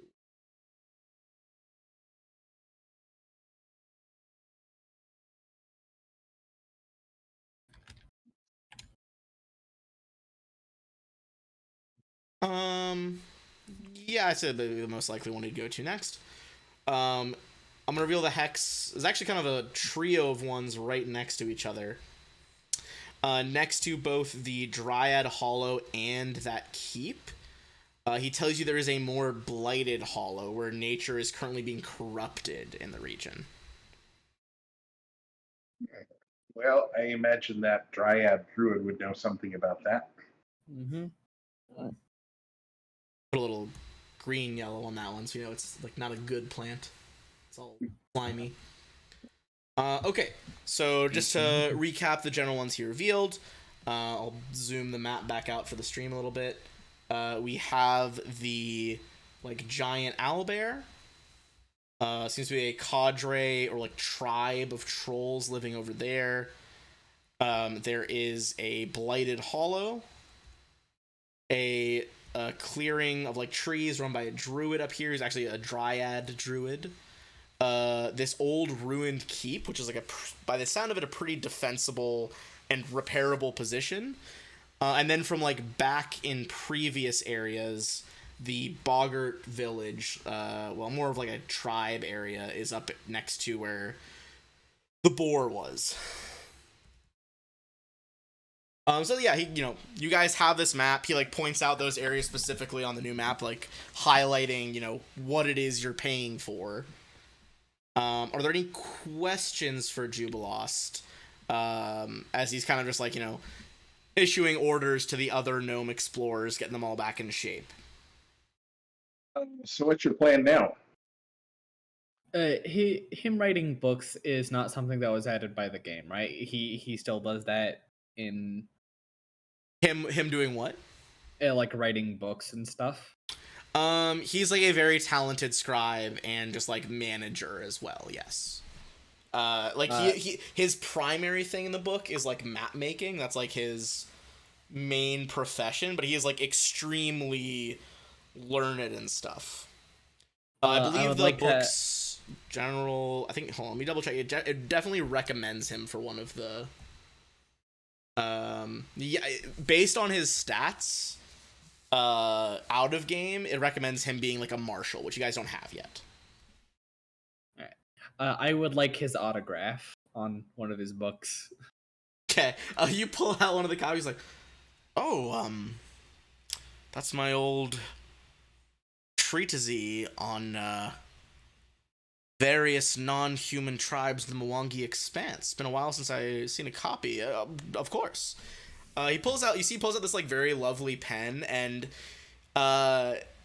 you think he might keep this around just to flex on people or for autographs, but he has this little like bandolier of different ink pots. He dips the quill into like gold ink to do the signature. Wonderful. Wow. He's like, well, you want people to remember you, don't you? Is Well, I he singing? sure will. Grellin's like, do you ask him that out loud? He's like, I guess, I suppose, yes.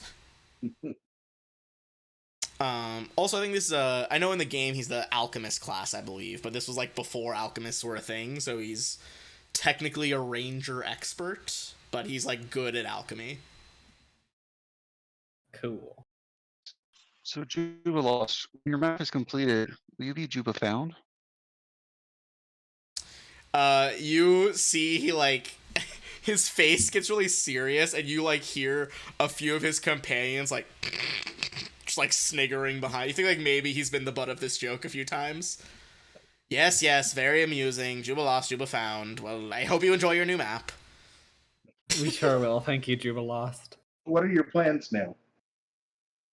But he's like, well, I think at the very least, I would like to finish mapping both the Gnarl Marshes and perhaps the Kame lands to the east.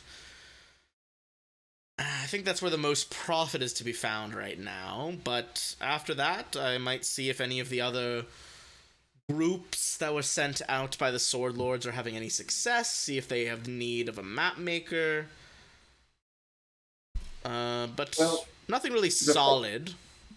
Before you leave the area, please stop by New Absalom and let us.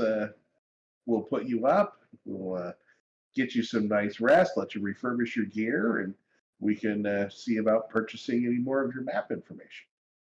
He definitely looks at like his soggy wagon. Like you think it went like deep enough in the mud that perhaps some of his shit got ruined. He's like, it would be nice to not sleep in out here for once. I think we'll take you up on that when we finished our route. Excellent. We will see you then. We're also going to be building a library in the near future, and we'd love to feature your series of books. He definitely perks up at that. He's like, oh, I would be very delighted to. I might have some copies around once you. Let me know once you make that. I'd be very happy to make that work. Yes. That would be wonderful, and perhaps we could set up some kind of meet and greet between you and your readers. It's like, I'm not sure how many of them there are out here in the Stolen Lands, but one goes where his fans desire, I suppose.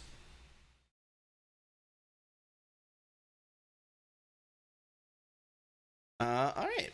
And yeah, if something else, he kind of like goes to direct his gnomes. Hold on one sec.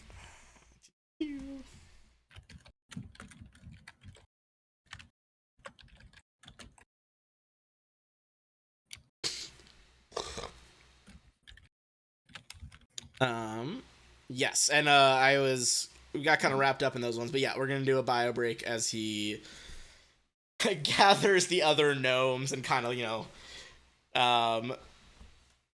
give me a sense motive check, and also actually hold on, let me check your fucking stat sheet.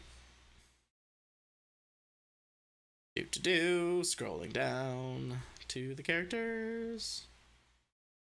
God, all right, you can try again, Grelin.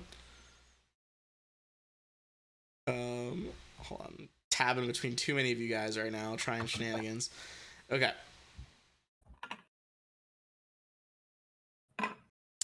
I would say song, you can tell it's on purpose, but Grelin does, like, trip you so you bump into Jubilost. Kind of unceremoniously. And he, Jubilost kind of blushes, like, oh, I'm quite sorry, madam. I'll help. Careful of the mud. It's okay. Thank you. What a move. Song goes over and just kind of like smacks Grelin on the arm. What an outstanding use of fortune for the day. All right, let's take a bio break. We'll come back in about 5.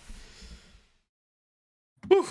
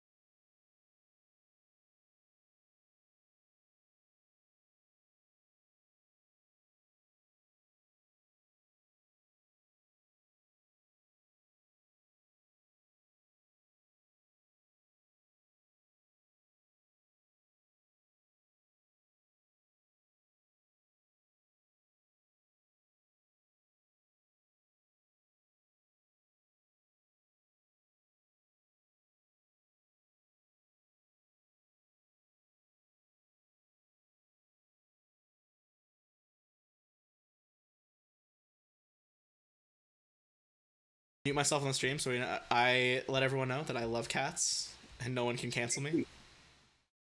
No. Get wrecked. Now I unmuted you. Only my opinions are valid. No, I love cats, but my cat doesn't share the fact that my cat is an asshole sometimes. Cats are always sometimes an asshole. I feel like he's getting better. Like, he's getting a little bit older, so he's not, like, biting as much.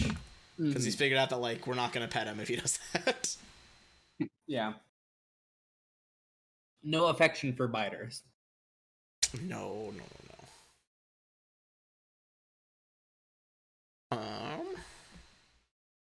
Right. We'll give Jeff a second to double check that before we jump back in, and then if not, we'll keep jumping back in. But in other news, are you guys excited for the new Star Wars show? Andor? Not especially. I've not been into Star Wars lately. I liked Obi-Wan a lot, but I will say I think Mandalorian was better. I don't know. I'm curious. Go ahead. What are you saying? I think everything's been downhill since Empire Strikes Back. That's a bold statement. I haven't really been boomer. into it since the ninth movie. Trell, do you have any right to say that? Probably not. Probably not. I just don't know. I have like no opinion about Andor as a series. It's just like he was a cool character in Rogue One. That's my entirety of the opinion on him. Like, I wasn't expecting to see him in other shit. I haven't kept up with anything Star Wars related since the ninth movie. Fair. The still TV think series Mandalorian- are actually good. Yeah, I think Mandalorian's like one of my favorite Star Wars things to come out like ever. I think my favorite thing to come out of Star Wars ever is the Clone Wars series. That's just something that I enjoy. See, I feel like you would like Mandalorian if you liked the Clone Wars series. It's a great series. I watched a bit of it, didn't really get into it. It was not my thing. I think I don't know. I feel like, I was gonna say it picks up a bit, but I feel like if you didn't like the initial episode, I don't know how much it's gonna pick up. Yeah. I don't really like Monster of the Week type stuff. At least when it Fair. comes to shows. Well,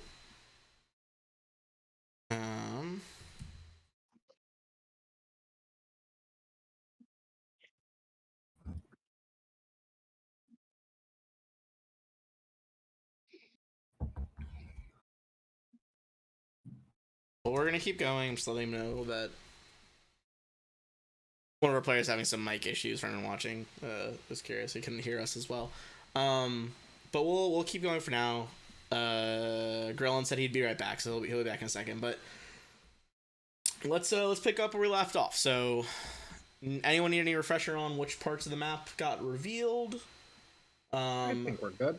Okay, Gnome is kind of on his way, so you guys are currently just right here. If you guys like, you can spend the rest of the day exploring the hex or continuing on towards some of the other hexes.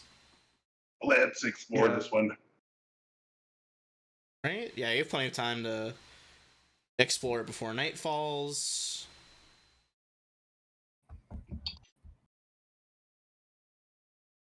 Map icon, but not the yellow icon.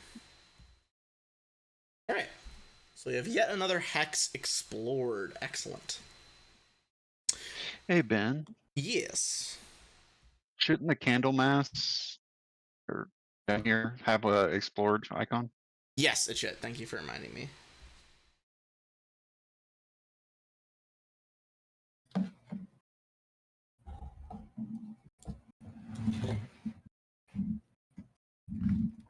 Okay.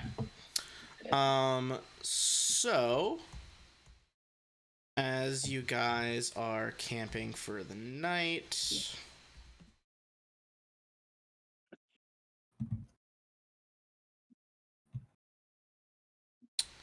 some of our shift people are off, so let's see what this does.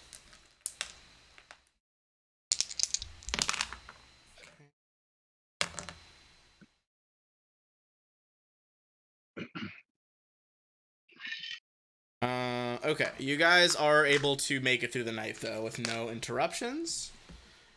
So where are we heading the next day? Here. All right. Continuing straight to the west. Now we can see the lovely Skunk River name on the map in a second. Driving ourselves.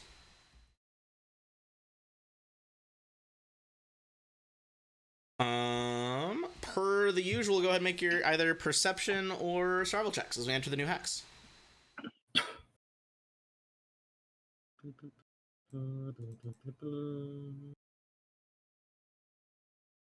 That birdception is nice today. Melchior and Trell are gonna notice something.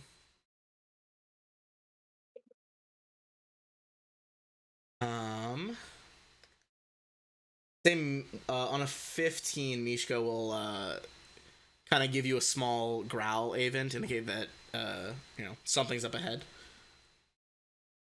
On survival, you don't notice much more with Avon as knows when we're on the survival check, but for those of you with those perception checks, you guys see the river makes a sharp bend here, widening into a bit of a deep pool dotted with lily pads and fringed with waving reeds. Several freshly felled trees, 14 will reveal a bit more in a second.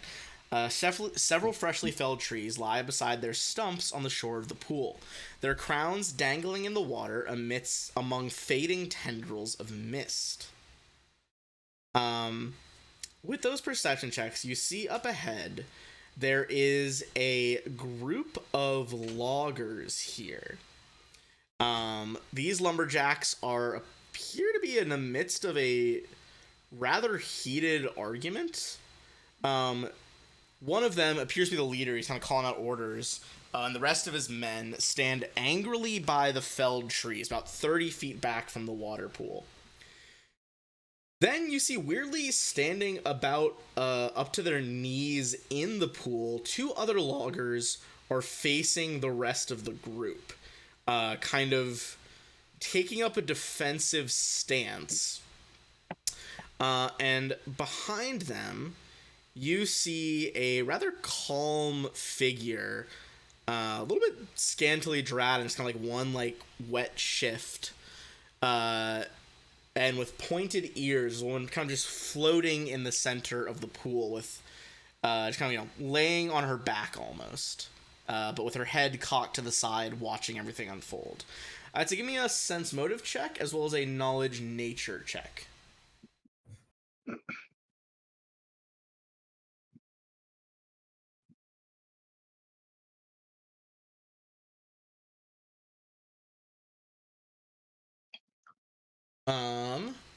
On the nat 20, Grellin would be able to inform you guys that although looking a bit different, definitely a lot more humanoid than the one you already saw. No webbed fingers, the hair is not green, it's brown, but this does appear to be some kind of Nixie. Another one of the water-based fae. And with a sense motive, additionally, on the 21 from Avon and the 24 from Grellin, you guys can tell that it looks like this Nixie has charmed the two loggers who are kind of standing in the water with their backs to her. You guys are able to see this at a distance with those perception checks earlier. Are you trying to get a better look and kind of wait to see what's unfolding, or are you trying to jump in here? Avon's going to jump in. Okay. This seems like the perfect opportunity to be a Baron. Yeah, definitely Baron vibes in the situation. Yeah.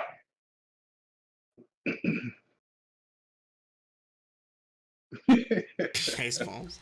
What? All right, well, what is going on here? You say that you ride up dramatically.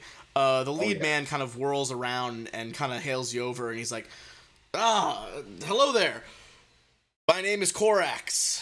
Me and my friends here, we're good, hard-working lumberjacks, and that fucking lady in the water has charmed two of us, She's claiming we attacked her unprovoked just because the trees fell in the water. Just a decent man. It's so hard for a decent man to make a living with all these damnable fairies and fae in the woods.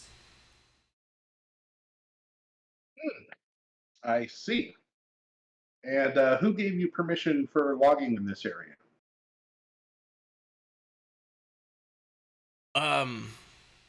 It's Mhm. we're out in no man's land. I didn't think I needed permission to harvest the wood here.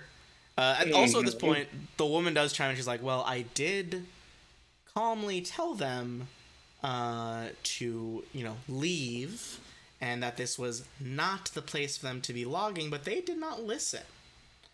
Oh, are you having trouble listening? Korax looks a little confused. It's taking like a turn. He definitely thought another like human running up was like oh, more of us against the Fae. He's like, I look, Someone told you that these trees were not for logging and that you should go somewhere else, and then you decided to log anyway, and now you're upset that they defended themselves? Look, if we had to stop for Yes? every fairy, boggart, pixie dryad in the woods, how would any of us settle out here? They can't control everything. It's unreasonable. Sir, he kind of adds, like realizing he's in a bit of a pickle here. I'm sorry, miss. Did you claim to control everything out here? I did not claim to control anything, and in fact, I thought we were still having a discussion until those two, she kind of gestures at the two that are like, the ones that she charmed. She's like, until those two threatened to hang me up from a tree to drip dry, as she kind of like puts in finger quotes. Look, those Is trees... that what happened? Korax is like, they didn't. I mean, they weren't really gonna. And she kind of like overrides him. She's like, "Look, my name is Meliance, and those trees that they cut down had been growing next to this pool for over 200 years, and they deserved a far better fate than serving as some grubby peasant slop table." At this point, Korax and all the men kind of like start yelling over each other in anger. Well, I'll let them yell over each other in anger for a few moments. And I'll give a secret smile to Melisande. Meliance. I'll put her. It's a weird spelling. Hold on. Meliance the Nixie.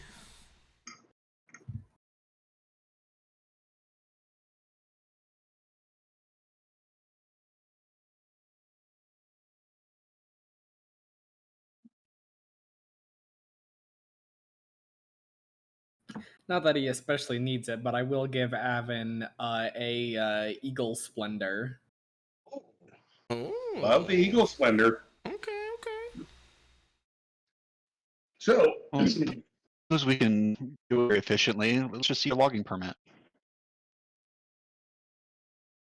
Korax, I kind of blushes. I didn't know there was any department to get a permit. I mean,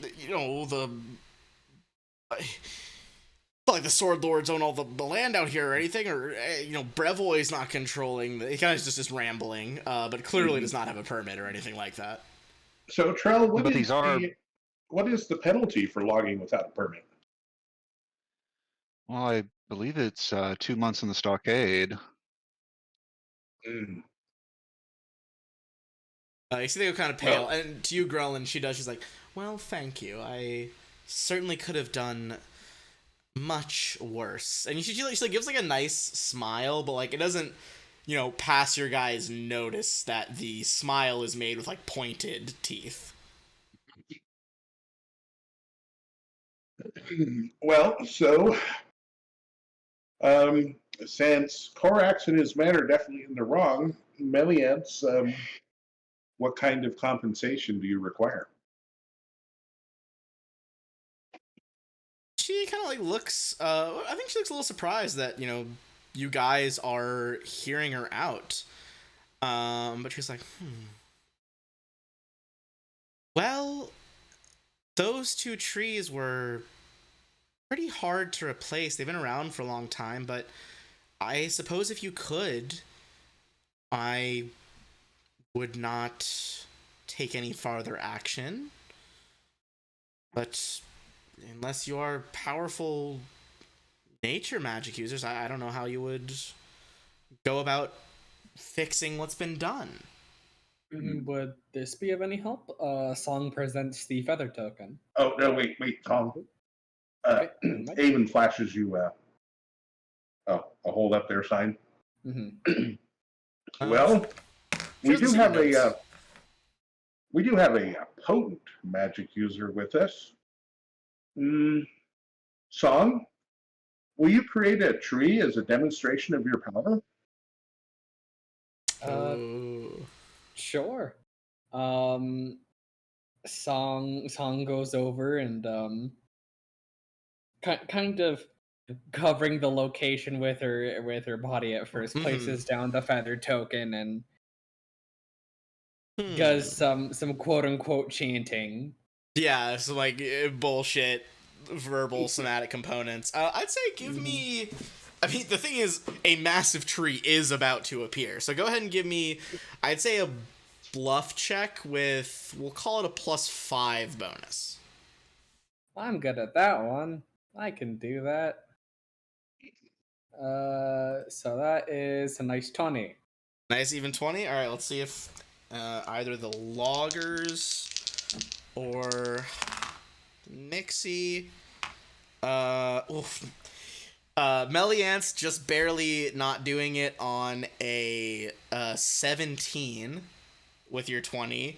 The loggers go into a deep superstitious fear as they get a nat 1 and see you conjure what is again if I remember correctly, a 5-foot, thick trunk, 60-foot tall, 40-foot wide canopy, massive great oak tree right on the bank of this pool. How does this the size of this tree compare to the ones they cut down? It is of like comparable size. You think like this one wouldn't make up for both of them? All right. Go ahead.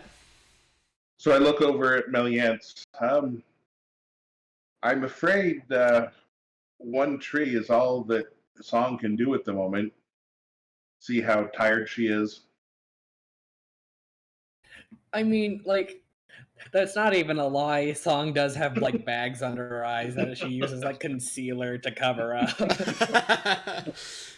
It does like one of those like cuts to like in a cartoon. The person, like, the cartoon looks normal, but then they zoom in and like way over animate to show that they're extremely tired. She kind of considers this, Melian. She's like, if you think you could perhaps do another tree like that soon, I wouldn't mind taking care of these two. I'll keep them well fed and well watered until another tree is brought to replace mine. Korax was like, sir, you can't. I know we don't have a permit, but you can't let a fae keep two of my men. I hold up a calming hand towards Korax. And then I turn on the charm. Now, Meliance, we've shown our good faith in attempting a restoration, and there's no need to hold on to these men while we make good on the other replacement. I'm sure you understand that it will just cause more problems than anything in the future if you refuse to let them go. So +2 for Faye and +2 more for Eagles thingy. Eagles. Okay, it's 29. Okay. She looks at you and she's like, All right. Look, I'll release these two. She kind of like waves a hand, and the two men kind of blink and like stumble a little bit, look down, kind of confused as to why there's like their boots are full of water and they're like up to their knees in the pond. But like they quickly wait out to stand a little worriedly behind Korax, and he's like, "I release them as a gesture of good faith, but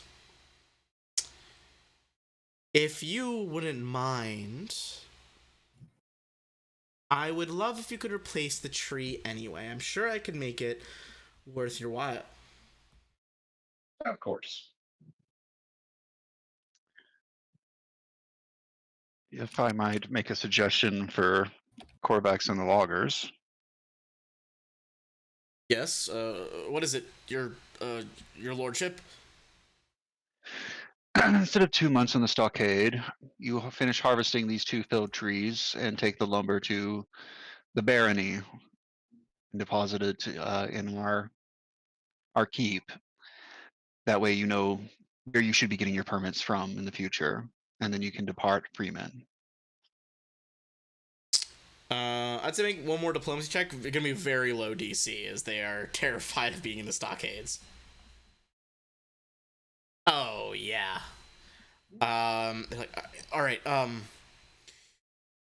You heard the men. Let's get to work. They kind of pull out their axes and start chopping up. Meliance kind of looks on at you all, and definitely a little sparkle of admiration in her eyes as she's impressed by how quickly you sorted the situation. So she's not giving you another reward yet. I will say though, with those 2 ancient oaks that they cut down, that is going to give you guys a free. I'll say it gives you a free build point because you got them to bring them back. Now, just to make sure everything is neat and orderly and organized, Ben, please come and let Meliance explain to you the limitations of the area she is claiming, so that we can keep it off limits from other people. Very well, sir. Miss Meliance, is there any other a family name? And she's like, oh, it's just like, kind of like makes noises that just sound like a bubbling creek. And he's like, all right, down Meliance. And you see he kind of like wades in. Sylvan? I'd say in Sylvan it's probably like, the bubbles that form on the rapids, we'll say, was what she said. But he kind of like wades in, at least up to his calves, and is just like trying not to drop his pad of paper into the water as he makes notes of like, okay, she's kind of making a claim on a lot of these ancient trees that surround her pond, which is kind of her domain. But she does indicate like, where that domain ends and like what other areas could be logged if, need be. Meliance bubbles. All right. We're racking up some successes here. Not enough to get into the level yet, but we're making progress. Oh, and I also tell her that she can send word to the capital if she's having issues with other people. Yeah, I was like, very well. I will make a note to send word to the capital. Kind of like frowns. Like this is clearly like not a normal part of her day-to-day lexicon. All right. So you guys move through there.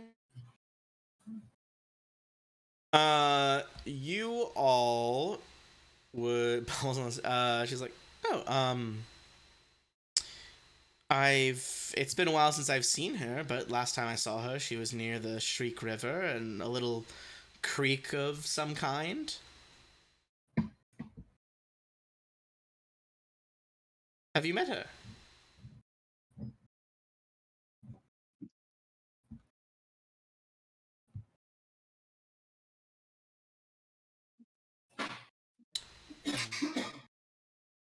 Oh, well, even more impressive. One does not usually befriend so many Fae, especially. She kind of looks at all of you, like, let's call them humanoids of the material. It's rare that you are such friends to the first folk. Feel free to explore around here, and I look forward to seeing, gestures at the giant tree, second replacement. I assume you guys want to probably finish exploring here. Yeah. Is there anything else she can tell us about the surrounding area? Let me see if there's anything she... Does she know anything about the blight to the south? She does not. She's like, I don't typically leave, the body of water that is under my protection. So, unfortunately, I don't know anything about that. You said it's, some miles to the southwest of us.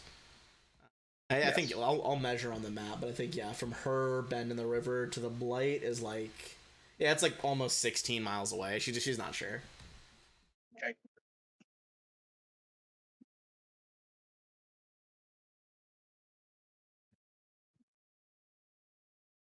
All right. You guys spending the rest of the day finishing this hex, I assume? Yep. Map token over here.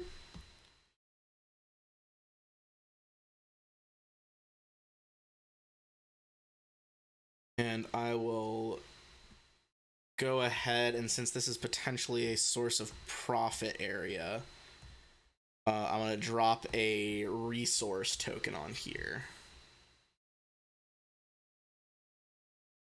Just in the bend of the river. Okay. Let's see if any shenanigans are happening tonight. Remarkably low. You guys are gonna get another good night's rest. Always nice when that Remarkably, happens.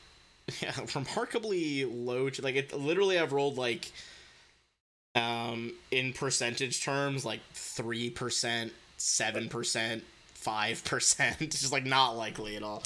Okay, let's see if our luck with weather is gonna change at all though. Okay, there is a bit more bit of a problem with weather today.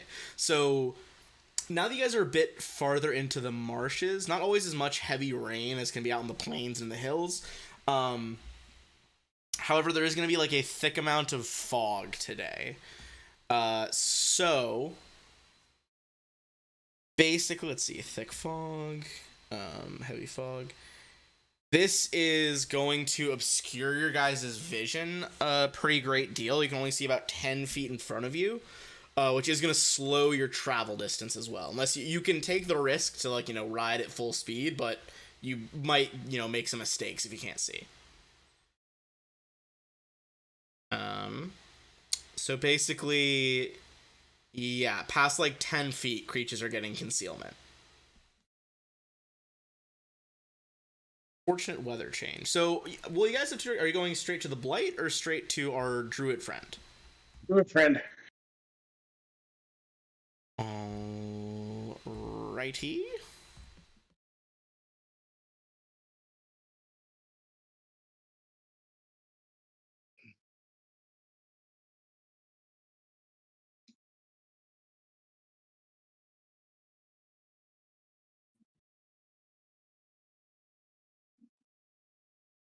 All right, everyone give me a, in this case, even though it is a natural thing, you're looking for a specific woman, this will be a perception check.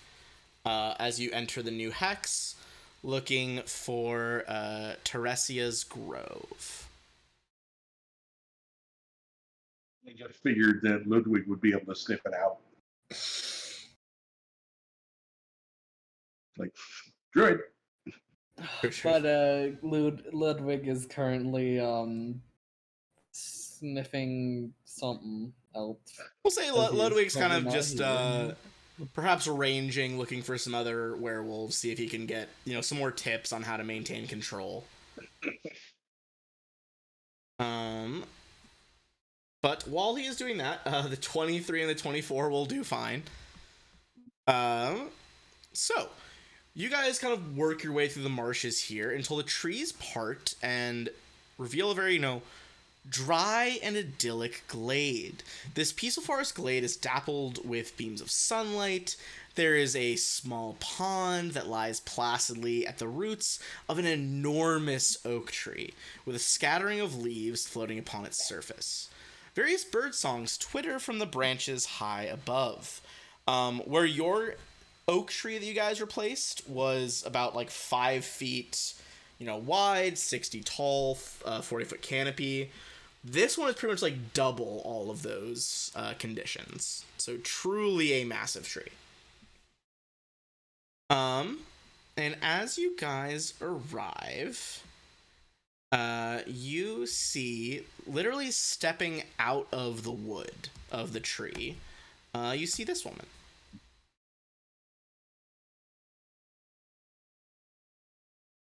Hooray, a woman. Clothes made of, various plants, flour on her stomach. And as you approach, she kind of tilts her head and says, "Well, it's not often I get new people to my glade, and you all are coming just mere days after those lovely gnomes came through." Kind of runs her fingers through. You see as she runs her fingers through her hair. More accurately, it's just kind of like fall foliage of an oak tree for hair. Like it is leaves. Well, I will give her a courtly bow. And let me introduce myself. I am Avon Medved. And these are my companions. And we are living in the new city of New Absalom. You see she smiles, and as she smiles, she has like tears, kind of like green sap almost crying out of her eyes. She's like, "It is a pleasure to meet you, and I wish that it was under more happy circumstances, but you see I am struggling a little bit." You see she kind of like kneels by the pond, and the plant tears kind of drip and disturb the surface. Everyone give me another perception check.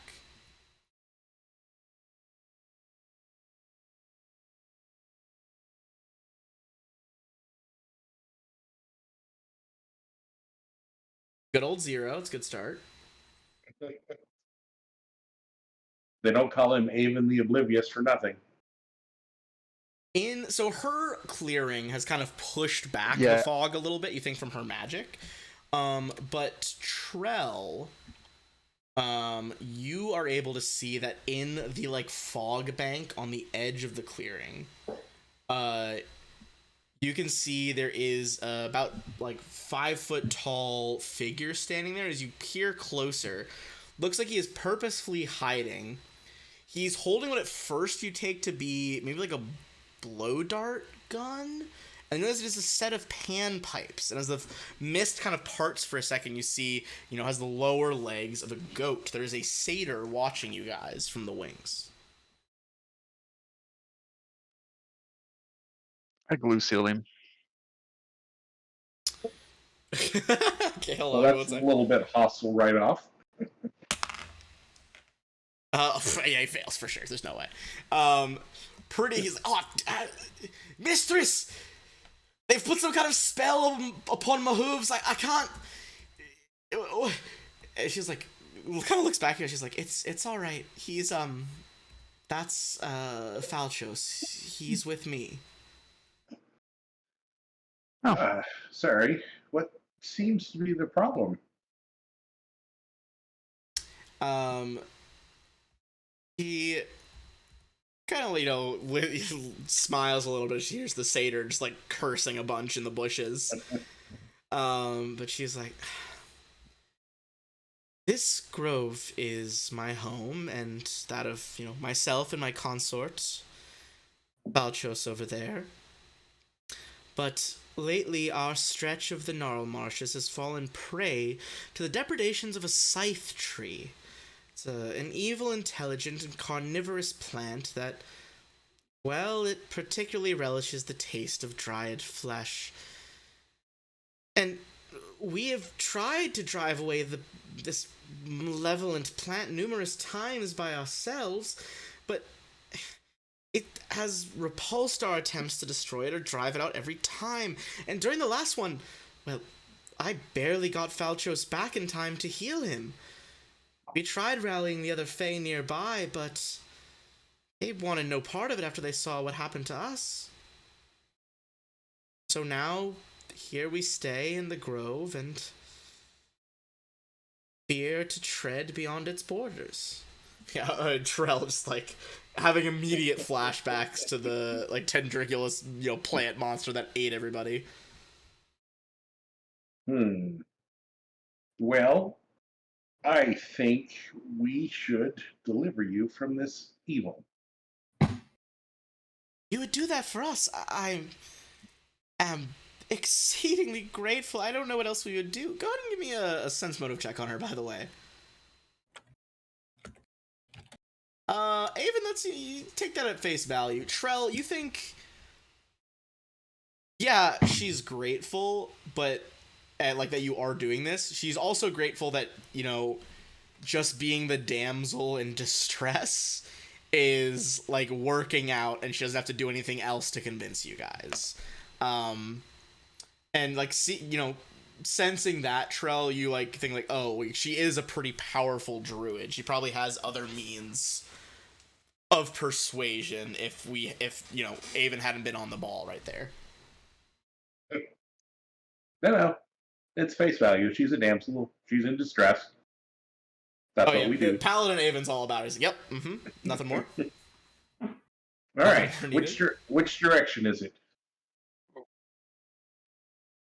If we do this for you, would you be able to restore a tree for Melisande?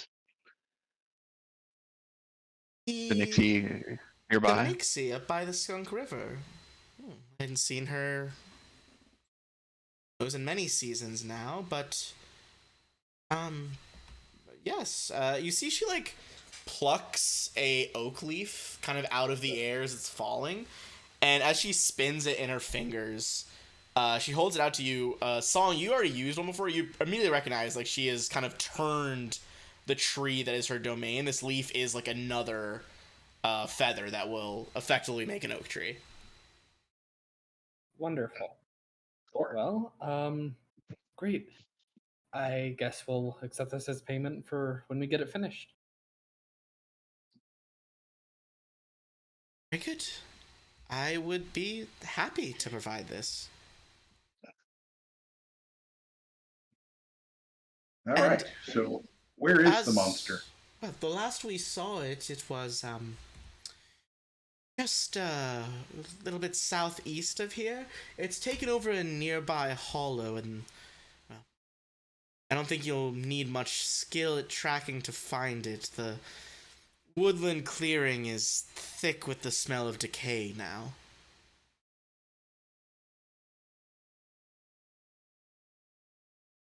Well, we have a target, and we know where to go to look. You guys ready? We should maybe wait for some better weather. We could finish exploring this hex and then stay a night. Okay. Sorry, what was her name again? The woman or the dryad that we're talking to right now? Teresia. Teresia, do you know what the weather will be like tomorrow? She is a weather druid, as it happens. Yep. Let's see. I'll give her some checks here. If she can predict the weather. Well, heck, if she can make it clear, that would be great. She cannot control weather yet. She's not that powerful. Which, like, God, ever since an 11th level druid. I know, right? Ever since I've been like living in this area of Virginia, but I have to like drive over the nearby mountains, which are like routinely so foggy that we have to slow down so much. It like blows my mind that control weather is not a spell people use more. Like, it's so powerful. Like, I'm about to like, this is crazy. Like, druids can do this. This is wild. Well, when you don't play with weather effects very often, I guess that's true. Yeah, it really depends on the game. Yeah. That being said, you could control whether even like if your DM's not using, like, you know, it's like, oh, I'm gonna start a thunderstorm over the dungeon to cover our entrance or some shit. Yeah. Okay, yeah, she would, you know, kind of predict. You hear like the wind start to blow and like swirl around the clearing. You know, bits of oak leaf caught in the air. She's like, it seems it will be perhaps a bit windy tomorrow, but the fog will recede deeper into the marshes. Great. Great. Yeah. Then I imagine we will go tomorrow. We don't want to impose on you in your grove, but is there a place we could camp nearby? You could camp in the grove, but there won't be room in the tree. And you're like Falchos from the fucking bushes, like still pulling it. It's like, tree's fucking ours. You can't go in there. You don't get to meld in the. I get to meld in the tree. You don't get to meld in the tree. Yeah. That's fine. I'm not much for tree melding. It gives me a bit of a crick in the neck in the morning. He kind of like pulls the, you know, she's able to free Falchos, and they kind of just like, she starts to like phase into the tree, holding his hand, like pulling him with her, and he's just like, does like the, you know, 2 fingers pointing at his eyes, 2 fingers pointing at you guys as he like fades into the bark. All right, so and then sorry, I was gonna double back to that survival check that someone made earlier, I believe. She was a 16, right? Yes. So you guys would be able to find while finishing exploring this hex, you would know that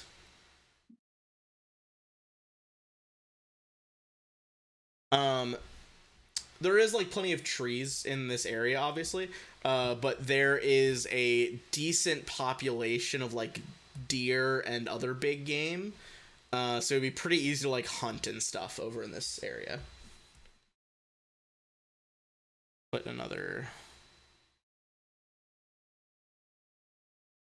also a resource area.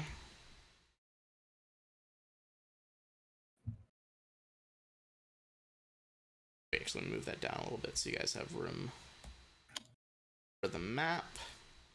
But yes, then you guys are able to fully explore the hex with Teresia's Grove.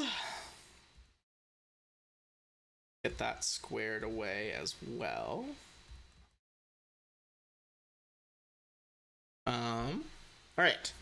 So, again, her grove is one of the kind of the safe places you guys will be able to spend the night here. Pretty good. Nothing will kind of breach her power over this grove. In terms of fighting the Scythe Tree, and we're coming up on like the 3-hour mark here. Potentially we could finish the battle in like half an hour. But I know we've kind of been usually been at 9:30. Are we okay to like go into the battle? That's one with me. Okay. Like, I'm fine with it keeping going. Yeah, if people are fine with it, I'm totally good. I'm cool with it. Okay. Sure. Cool beans. And maybe, you know, maybe you guys will take it out really fast. I don't know. Has fucking stomped on that first fight today, so we shall see. All right. So pretty easily, you guys are gonna be able to find the blighted section of the marsh over here. I'm gonna bring us over to our swamp map.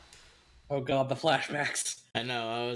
I almost got a different swamp map, and I was like, no, this is gonna be funnier if it's the same one.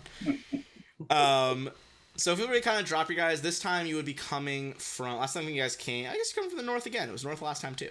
Feel free to drop yourselves anywhere on like the northern third of the map. You can pretty immediately tell this is the right place. You know, like she said you would. The stench of decay hangs around. All the trees that are still standing have become very like sickly, and are creating this thick canopy of not really leaves blocking a lot of the sunlight, but it's mostly like vines and like, poison oak creepers and shit. Like, not good canopy blocking the sky. A lot of the vegetation on the ground, however, is really struggling, just growing in like ragged clumps. And you can see there are a multitude of bones strewn over the forest floor. Now, as you are entering the clearing, there's a lot of trees here. It's not immediately obvious which one it is, so I'm going to need everyone to make a perception check versus the scythe tree's stealth. Damn, Nice even coming in nat hot. 20, 18. 18 without the nat So cute. 20.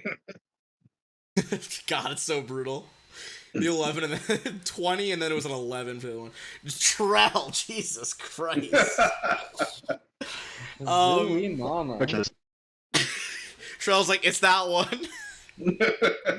fuck that tree, burn to the ground now. I mean, Yeah. it's obvious it's that one. How can you guys are having a hard time? Yeah, Trell is so fucking on edge right now. It's so on point. That is incredible. That's the one you saw. Okay. So you guys would see, I'm gonna bring the token on here for you guys to tell. This is a huge sized creature, but effectively it is like the tree on the map that was over here. All right. So previous to our arrival here, I'm going to do my divine bond flaming. Okay. Ooh, divine. All right. Okay. I'll say, actually, you guys know what the creature is. If anyone wants to make a nature check on the way in, As the person who is not here at the moment has the highest, would you mind rolling for? that is true. I will say, we'll say, give a chance. Well, actually, 19 will do it. So Trell's over it. Oh my god. 28 Trell for the out investigative here. mind. Yeah, using investigative mind is fine to figure it out. Okay. So scythe trees. I will say, seeing this one, you get the sense that this one might be like a slightly stronger than normal scythe tree. But you would know that they have damage reduction, DR slashing, so slashing it through it. Much as Avon assumed in making the weapon bond, they are certainly vulnerable to fire. Their speed is like, I mean, they're not fast, but they might be faster than you think. They have a 20-foot move speed. Additionally, their reach is 15 feet. You would know that their branches, the reason it's kind of called a scythe tree is a lot of the branches are curved in that shape, and due to that, they can crit more often. So not as quite as good as like, a rapier or something, but they're critting on 1920s. Apart from that, immune to normal plant traits, things that they're regularly immune to, like mind affecting, paralysis, poison, sleep, all that stuff. But those are kind of the highlights. Not a super complicated creature, just a dangerous one. Alrighty.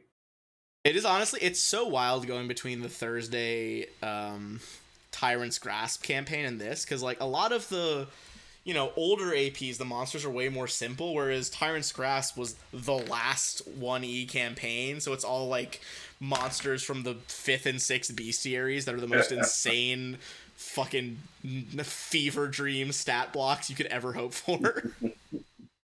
Like, it's like, it's a scythe tree. It hurts you when it hits you with its scythe branches. And I was like, it's a undead zombie with like 3 other templates that it can shoot fire from its fucking butt. Yeah. Okay. I'm Shocking pretty sure no my one. favorite like Bestiary 6 monster is like, it's just a normal ass house cat, but it has like the power to cast Power Word Kill on somebody. Oh my god, yeah, there's so much bullshit in that one. Like, once you get to, your 6th bestiary, you gotta slow down a little bit. Mm-hmm. Song, you will go before it. It's a initiative bonus is -1. Thank goodness. Grellin, that is you first. But yeah, I mean, I guess each bestiary, some of them had less, some had more, but averaging out to about 200 monsters a bestiary. Like, You're gonna have to have some misses. that's even without the ones in the core rulebook. That's already over 1,000 monsters. Mm-hmm. All right, Grelin, what's the opening move here?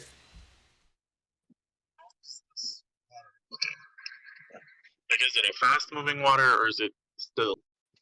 Oh, it's like so slow to the point of being stagnant. It's not going to slow you down. Oh no, that wasn't my question. I was gonna ask, can I hide in the water?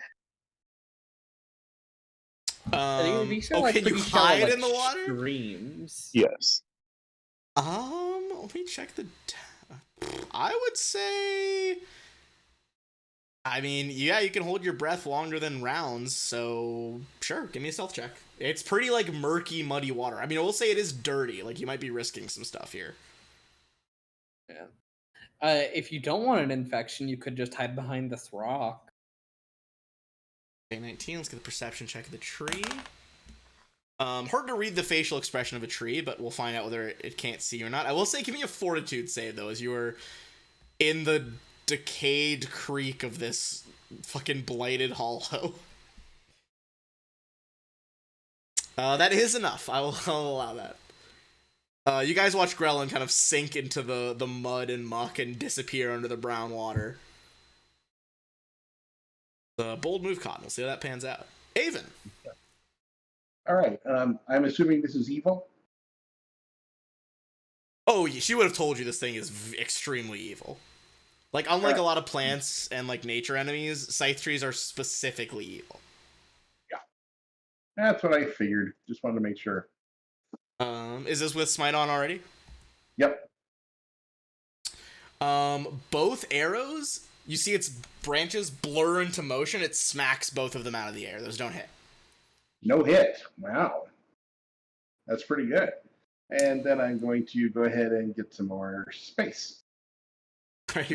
You see the arrows kind of like, the burning ones, phew, phew, kind of go off into the distance, and you hear them hiss into the water, and you're like, nope, gonna back up on that. Song, that is you. All right. New spell time, technically. Technically.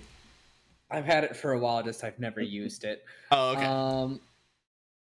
I am going to cast Flaming Sphere. Trell's watching everyone abandon him.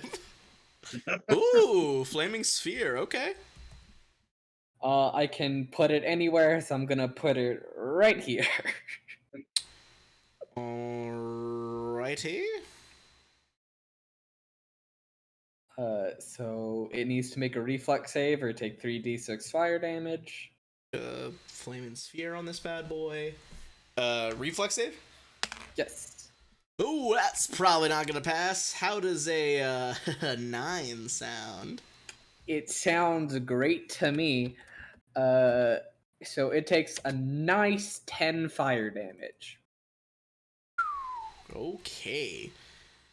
So it's gonna take another 50% on top of that because it's vulnerable. It's gonna take 15 as the ball of fire starts like crackle on this thing's trunk, and it lets out this unearthly like whoa!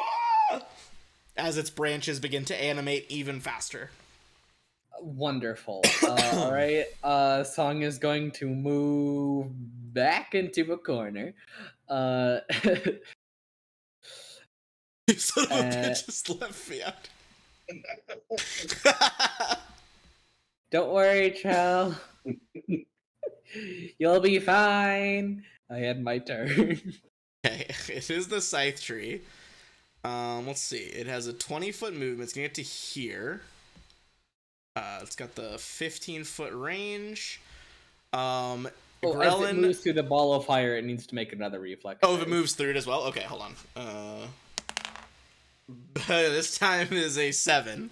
Go ahead and roll it again. That's an epic another fail. Look, this thing is 9 fire damage. This thing is not super reflexive, except for it is very heavily armored. I just thought it'd be fun to describe it as the blocking the arrows, but its save is not very good. Unfortunately for you, Grelin, it did spot you. They have, despite not really having much of a face, they have plus 16 perception because they have like tremor sense and stuff. As you see a giant it looks like a knot in the wood that opens up into a giant mouth. It does also have the roots are like carrying it creepily along the ground like a spider right now. It does have the reach to try to make an attack on you, Growlin. So this is going to be one of its branch attacks. It has a 21 that is going to hit.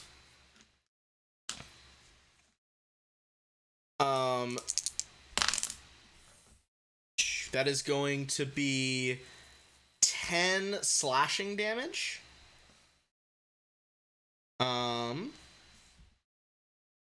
Yes. And let me double check if I can do this. Yeah, okay, it's gonna do this. It is going to use the lunge feat to extend its reach. Oh, Trell's just outside. Never mind. It could have made a second one, but Trell, it tries to lunge for you, but yeah, 20 foot is the distance it gets from lunge. So you see a branch whoosh, cut through the air just in front of you. That is going to be its full turn. Grellin, I believe you need to make a fortitude save if you get stabbed underwater to make sure you're still holding your breath, if I recall from Ruins of Aslant. It's good. I think it's a flat 10. So you're good. Go ahead. Do plants have minds? Like, can I have mind affecting abilities on them? No, I was saying that earlier. That's one of the plant resistances. What a shame. Yeah, they're mind affecting, paralysis, poison, polymorph, sleep, stunning as well, I believe. How about dazing? I think it would depend on the type of spell, but what is daze a charm, compulsion, other thing like that? It's just daze, as in it's the status daze. Oh, like the from stat. I don't think they're speech. specifically immune to that. Sick. Cool. Thank you. Whatever's causing that might, depending on the wording, might fall into play, but it should be good. Okay, so sorry, Trell, is that glue trap? Yep, it needs to make a reflex saving throw. Okay. I mean, you've already seen how well those have gone so far. Oh, actually, rocking in this time with a solid 12, highest one so far. It fails. It's for sure fails. Yeah, this thing is definitely much more of an ambush. I gotta stop. Gotta remember after years that when I Google something, I gotta remember to add Pathfinder or D&D to the end. Like, looking up glue seal is just like various mouse traps. It's not relevant. How does Google not know what you want? I Sometimes it Googled... literally does. My Chrome will, like, a lot of the time, if it's something out there that I'm typing, it'll try to autocorrect me to Pathfinder. Yeah, I do it so much. I looked up reach because I wanted to know the exact wording on something in 5e. Just the word reach. I was like so confused when I just saw pictures of like hands. Dude, I'm definitely on a watch list from all the shit I have to Google as a DM. Like, there was a whole fucking thing a few weeks ago with Starfinder to, like, Google, like, different nuclear yields, like, underground. Oh, God. Alright, Grellin, you have been rumbled. Question, does a ball of fire threaten? No, believe it or not, it does not threaten flanking with a flaming sphere. What a shame.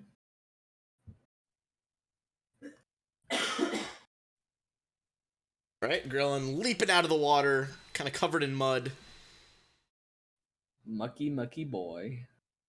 How how sturdy does this tree look? Does it look trippable? That's certainly a question.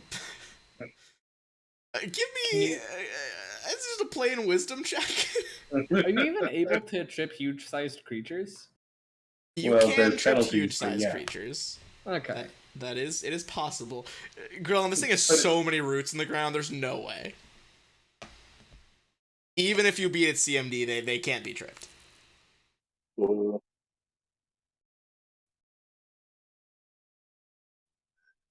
Guess I'll just stab it. Yay! Stab it! Woo! I don't even stab it. Aww. Much like if you were practicing against a regular practice dummy with a foil or a rapier, you do a lunge and the blade just kind of like bends a little bit, but does not penetrate. Shout out to the summer where they made me teach fencing, even though I never learned.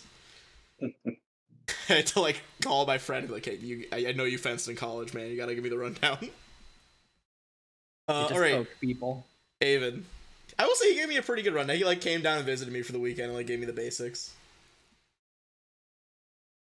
Well, we'll go ahead and take another couple shots at it. Oh, not again. He managed like the arrows are flaming, but they just don't penetrate like the thick outer bark. They kind of just lodge in there. Pain. All right, and I should be out of its range, so stay where I'm at. I think even if it'd have to double move to get close enough to hit you. Right here with my good buddy Trell. Trell looks over angrily. Song, that is you. All right, first thing, move action. Ball of fire is gonna go up and around and donk him there. Like in the above the grue seal. It's yes, the grue seal. The Groot seal. Oh my god. Okay. So it basically like hovering above where the glue is. Mm. Okay. So and makes the save when it enters it, right? Okay. Let's see. We're getting higher. We're getting up there. This time it's a 15. That's still a fail, and yep. that's a 9 plus damage? another 4, so yeah, 13. Right. We'll say despite this being a more powerful one, it looks like it is pretty much bloodied now. It's like bits of it have like started to like catch fire, and like smaller limbs are crackling, and I was gonna say and snapping, but that sounds like the cereal. Snap, crackle, popping. All right. Anything else? The song is gonna move over yonder and cast ear-piercing scream on it. I'm gonna yell at a tree. Please make a fortitude save. Can plants hear? Doesn't say they can't. Huh. I'm pretty sure because they have like shambling mounds and stuff can have like specific things with noise. So I'm pretty sure they can hear. Haven't studies shown that talking to your plants improves their growth? See, I've heard that. No one has shown me these studies, but people just say that. Someone show me the peer-reviewed study. Okay, the reason why talking to your plants improves its growth is because you're having a lot of carbon dioxide coming out of your mouth. Yeah, I guess that tracks. I can see that. Okay, yeah, it looks like it should totally work. What's the save against for fortitude? Fortitude. Okay, it's a bit better at those. It's gonna be 18. Just shy. All right. It still takes. I meant like my DC. You're fine. It still takes 5 damage. Okay. You see the tree like trunk kind of like shiver a little bit as like only it hears this weird sound, but doesn't seem too deterred by it.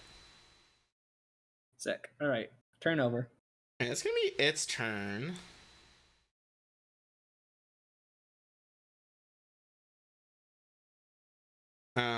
Let's see.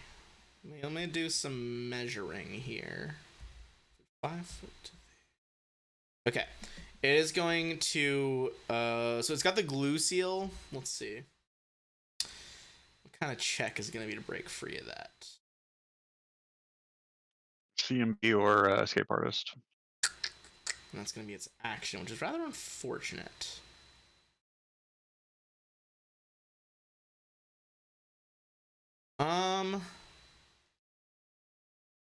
Alright, rather than do that, it is going to try and just start eating Grelin.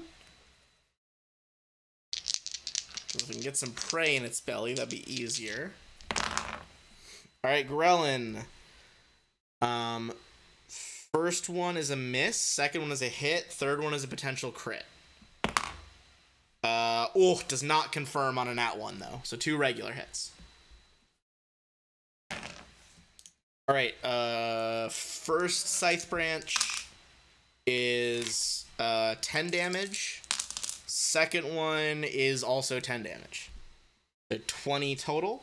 I guess you Grelin starts to take boom, boom. These big slashing branches opening, it cuts along his body. But it is not going to spend its time breaking free of the glue. So, Trell, back to you.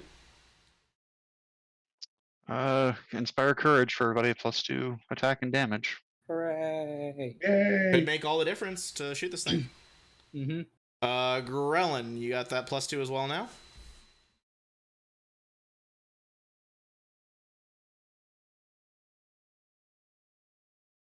See if it does enough. Having a sudden flashback of almost getting hit by a tree, he throws up. Instantly gets nauseated again from the memory. And then he will swing with the rapier.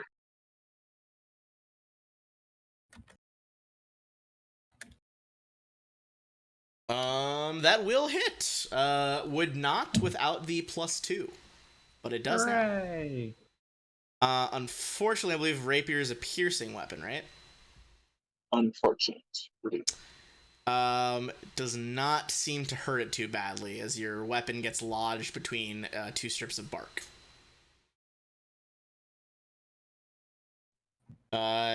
Avon.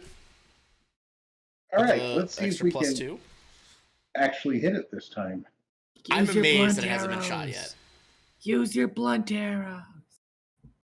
Oh wait, blunt It's- isn't going to do. Blunt isn't Any it either. It's slashing is Yeah. the good one. Uh, I think Trell figured that out on his check earlier. do you got like some Beyblade arrows? Those ones that spin? Oh No. my god, he still missed one.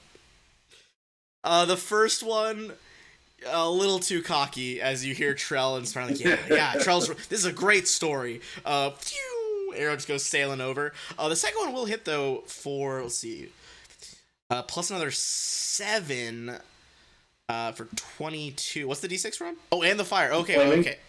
So just the 6 is the fire then, right? Yeah, Okay, so hold on, let me redo my math. So but 15. Smite Evil reduced. bypasses DR, Oh, yes, that's true. Okay, so full so 15. it's 21. Well, plus an extra 3 because vulnerable to fire. So, Right. 24. So 24. Right? Or no, 20. Yeah, 20. Wait. 24. Yeah, 24. Okay. It looks way past bloody now. Like that arrow has, you kind of arc it into the mouth that's open, and you can see like the inside of the tree has started to catch fire. That was the trouble before. His mouth wasn't open. Yeah, that was the issue for sure. Song, that is you. Potentially the sphere could finish it off here. We'll see. Yeah, I'll do sphere damage first. So have it make that good old reflex save.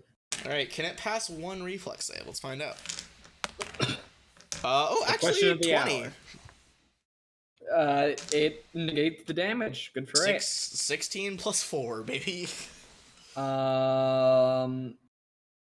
Song. Does Song have to move up? Just a little bit. Song takes a 5-foot step and it does the healing hex on Grelin, which is now a moderate heal. Hooray! Ooh.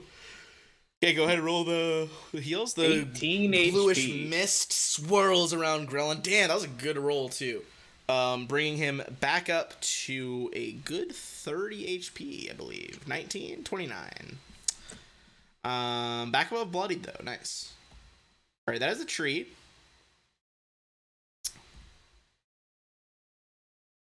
It is going to lunge, so it can reach Song as well. No. And it is going to triple attack Song. The lunging does lower its AC for next turn, so keep, bright side. It is going to triple attack Song though. This is a fucking magic spin down die. Don't need that. All right. First 2 Song is going to be a 19 and a 21. Both hit. And then a 23, so 3 hits. Yikes. All right, first one.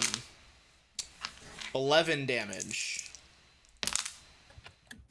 Second one, 8 damage.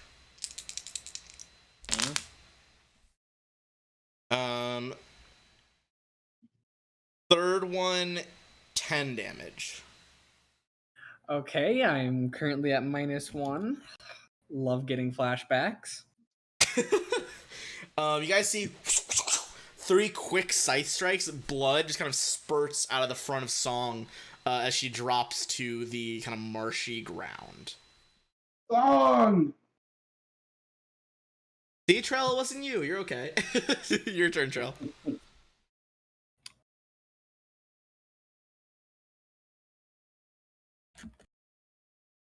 Running across the ground. Thum. Brief You're at glow. once.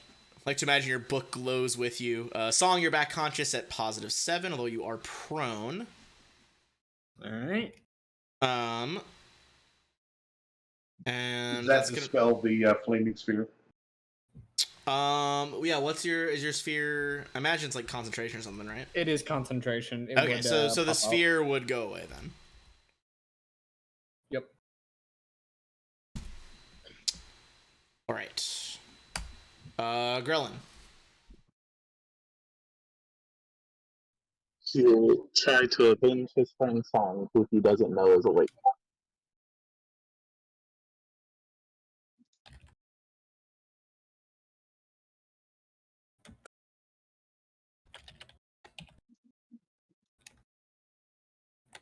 That does hit, dealing just a little scratch of damage in there. Which brings us to the archer with the flaming arrows. All right, come on, let's do this. Right in And the it is, mouth. the bow is enchanted too, so like as you pull it back, like the arrowhead just kind of ignites, even though it's a regular arrow. As it bursts into flame, the first one, even with the -2 from the lunge, just barely goes by into the rock behind it. But the second one, absolutely with a 13. Go ahead and let's see the fire damage. Max again.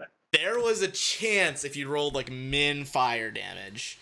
But with an extra 9 fire, this thing whoom, goes up in a rush of flame as the fire in its wooden belly is stoked even hotter. Thing collapses to the ground. Oh yeah. Wow, we did do it. Is Just everybody inside okay? 30 minutes. Hell yeah. Song, what do you say? Yes, everyone's good. Okay. Well, at least that's over with. They get up and kind of dust themselves off a bit. All right, I'll come over and do lay on hands. Thank you.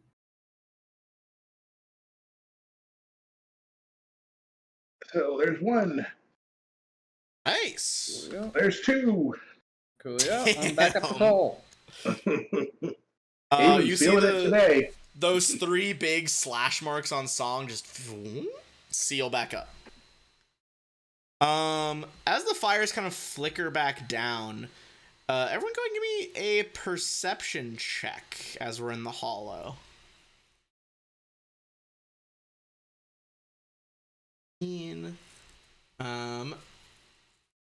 Okay.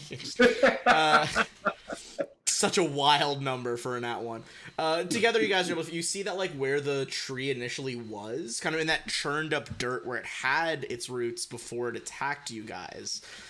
It looks like it's been kind of keeping various trophies from, previous things that it's killed. So, first thing is a lot of just coinage in there. Well, I say a lot, but there's some coins.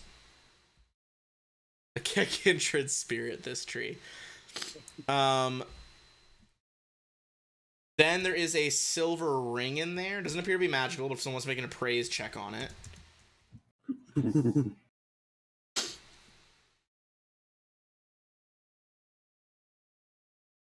Everyone wants to. I'd say, Grelin, you're getting close to being positive. Trell, you're positive that the ring is worth 75 gold pieces. In addition, there is one more item. There's a folded up robe. Just appears to be kind of like a plain, like brown monk's robe almost. But the hood is fringed with light brown fur. This is giving off an aura if you guys want to make a spellcraft check.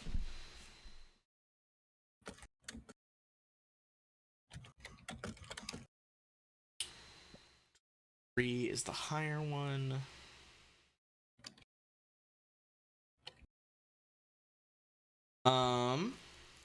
Okay.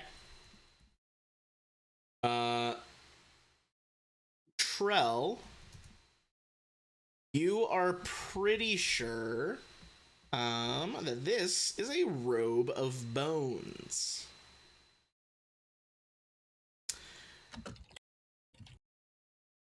A robe of bones, kind of like a robe of useful items, has various patches sewn into it. Basically, when you peel off one of the patches, you can summon different undead. A newly created robe of bones, which appears to have not been used, always has 2 embroidered figures of each of the following undead. Human skeleton, wolf skeleton, heavy horse skeleton, fast goblin zombie, tough human zombie, plague ogre zombie. Yeah, that's evil. We should destroy it. Or sell it to somebody in one of the other group's lands. One of the other group's lands. Do you I think mean, that yes, would... I'll destroy it. I'll take care of that personally, and I fold. Alright. Fair enough. All right. Cool. So, well, I mean, hey, no, maybe an emergency will come up where you need to throw it on and get some undead out there. There's no emergency that bad.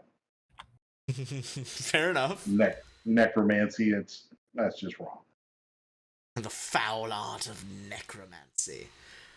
All right. Yeah, it feels like a pretty good stopping point there. Next time we can get all the information and various rewards, including the token that will let you guys get another oak tree, which will get you the rewards from the other Fae. Yeah. Cool. So we shall reconvene next Monday. Not that anything happened to the internet tonight, but it's in the past few year when stuff's been cutting out. A lot of that's been the wiring in my apartment building because it's old, and they should be repairing it this week and running new wire in. Wonderful. Apparently the biggest problem, the guy took part of the wire, the Comcast guy, inside to show me, and because it's all copper inside, a bunch of it's just the outside rubber and stuff that sealed it has been eaten away over the years. So the copper just when other signals go by is just taking in whatever ambient signals there are, which just fucks up the internet. Yep. So that's stuff like if there's a heavy electrical storm, or if I don't know, someone uses too strong of a fucking radio across the street. Jesus. All right. Well, either way, should be squared away for next Monday, and I'll see you guys then. Thanks all. Yep. Thanks, friends. Talk to you later. Thanks, guys.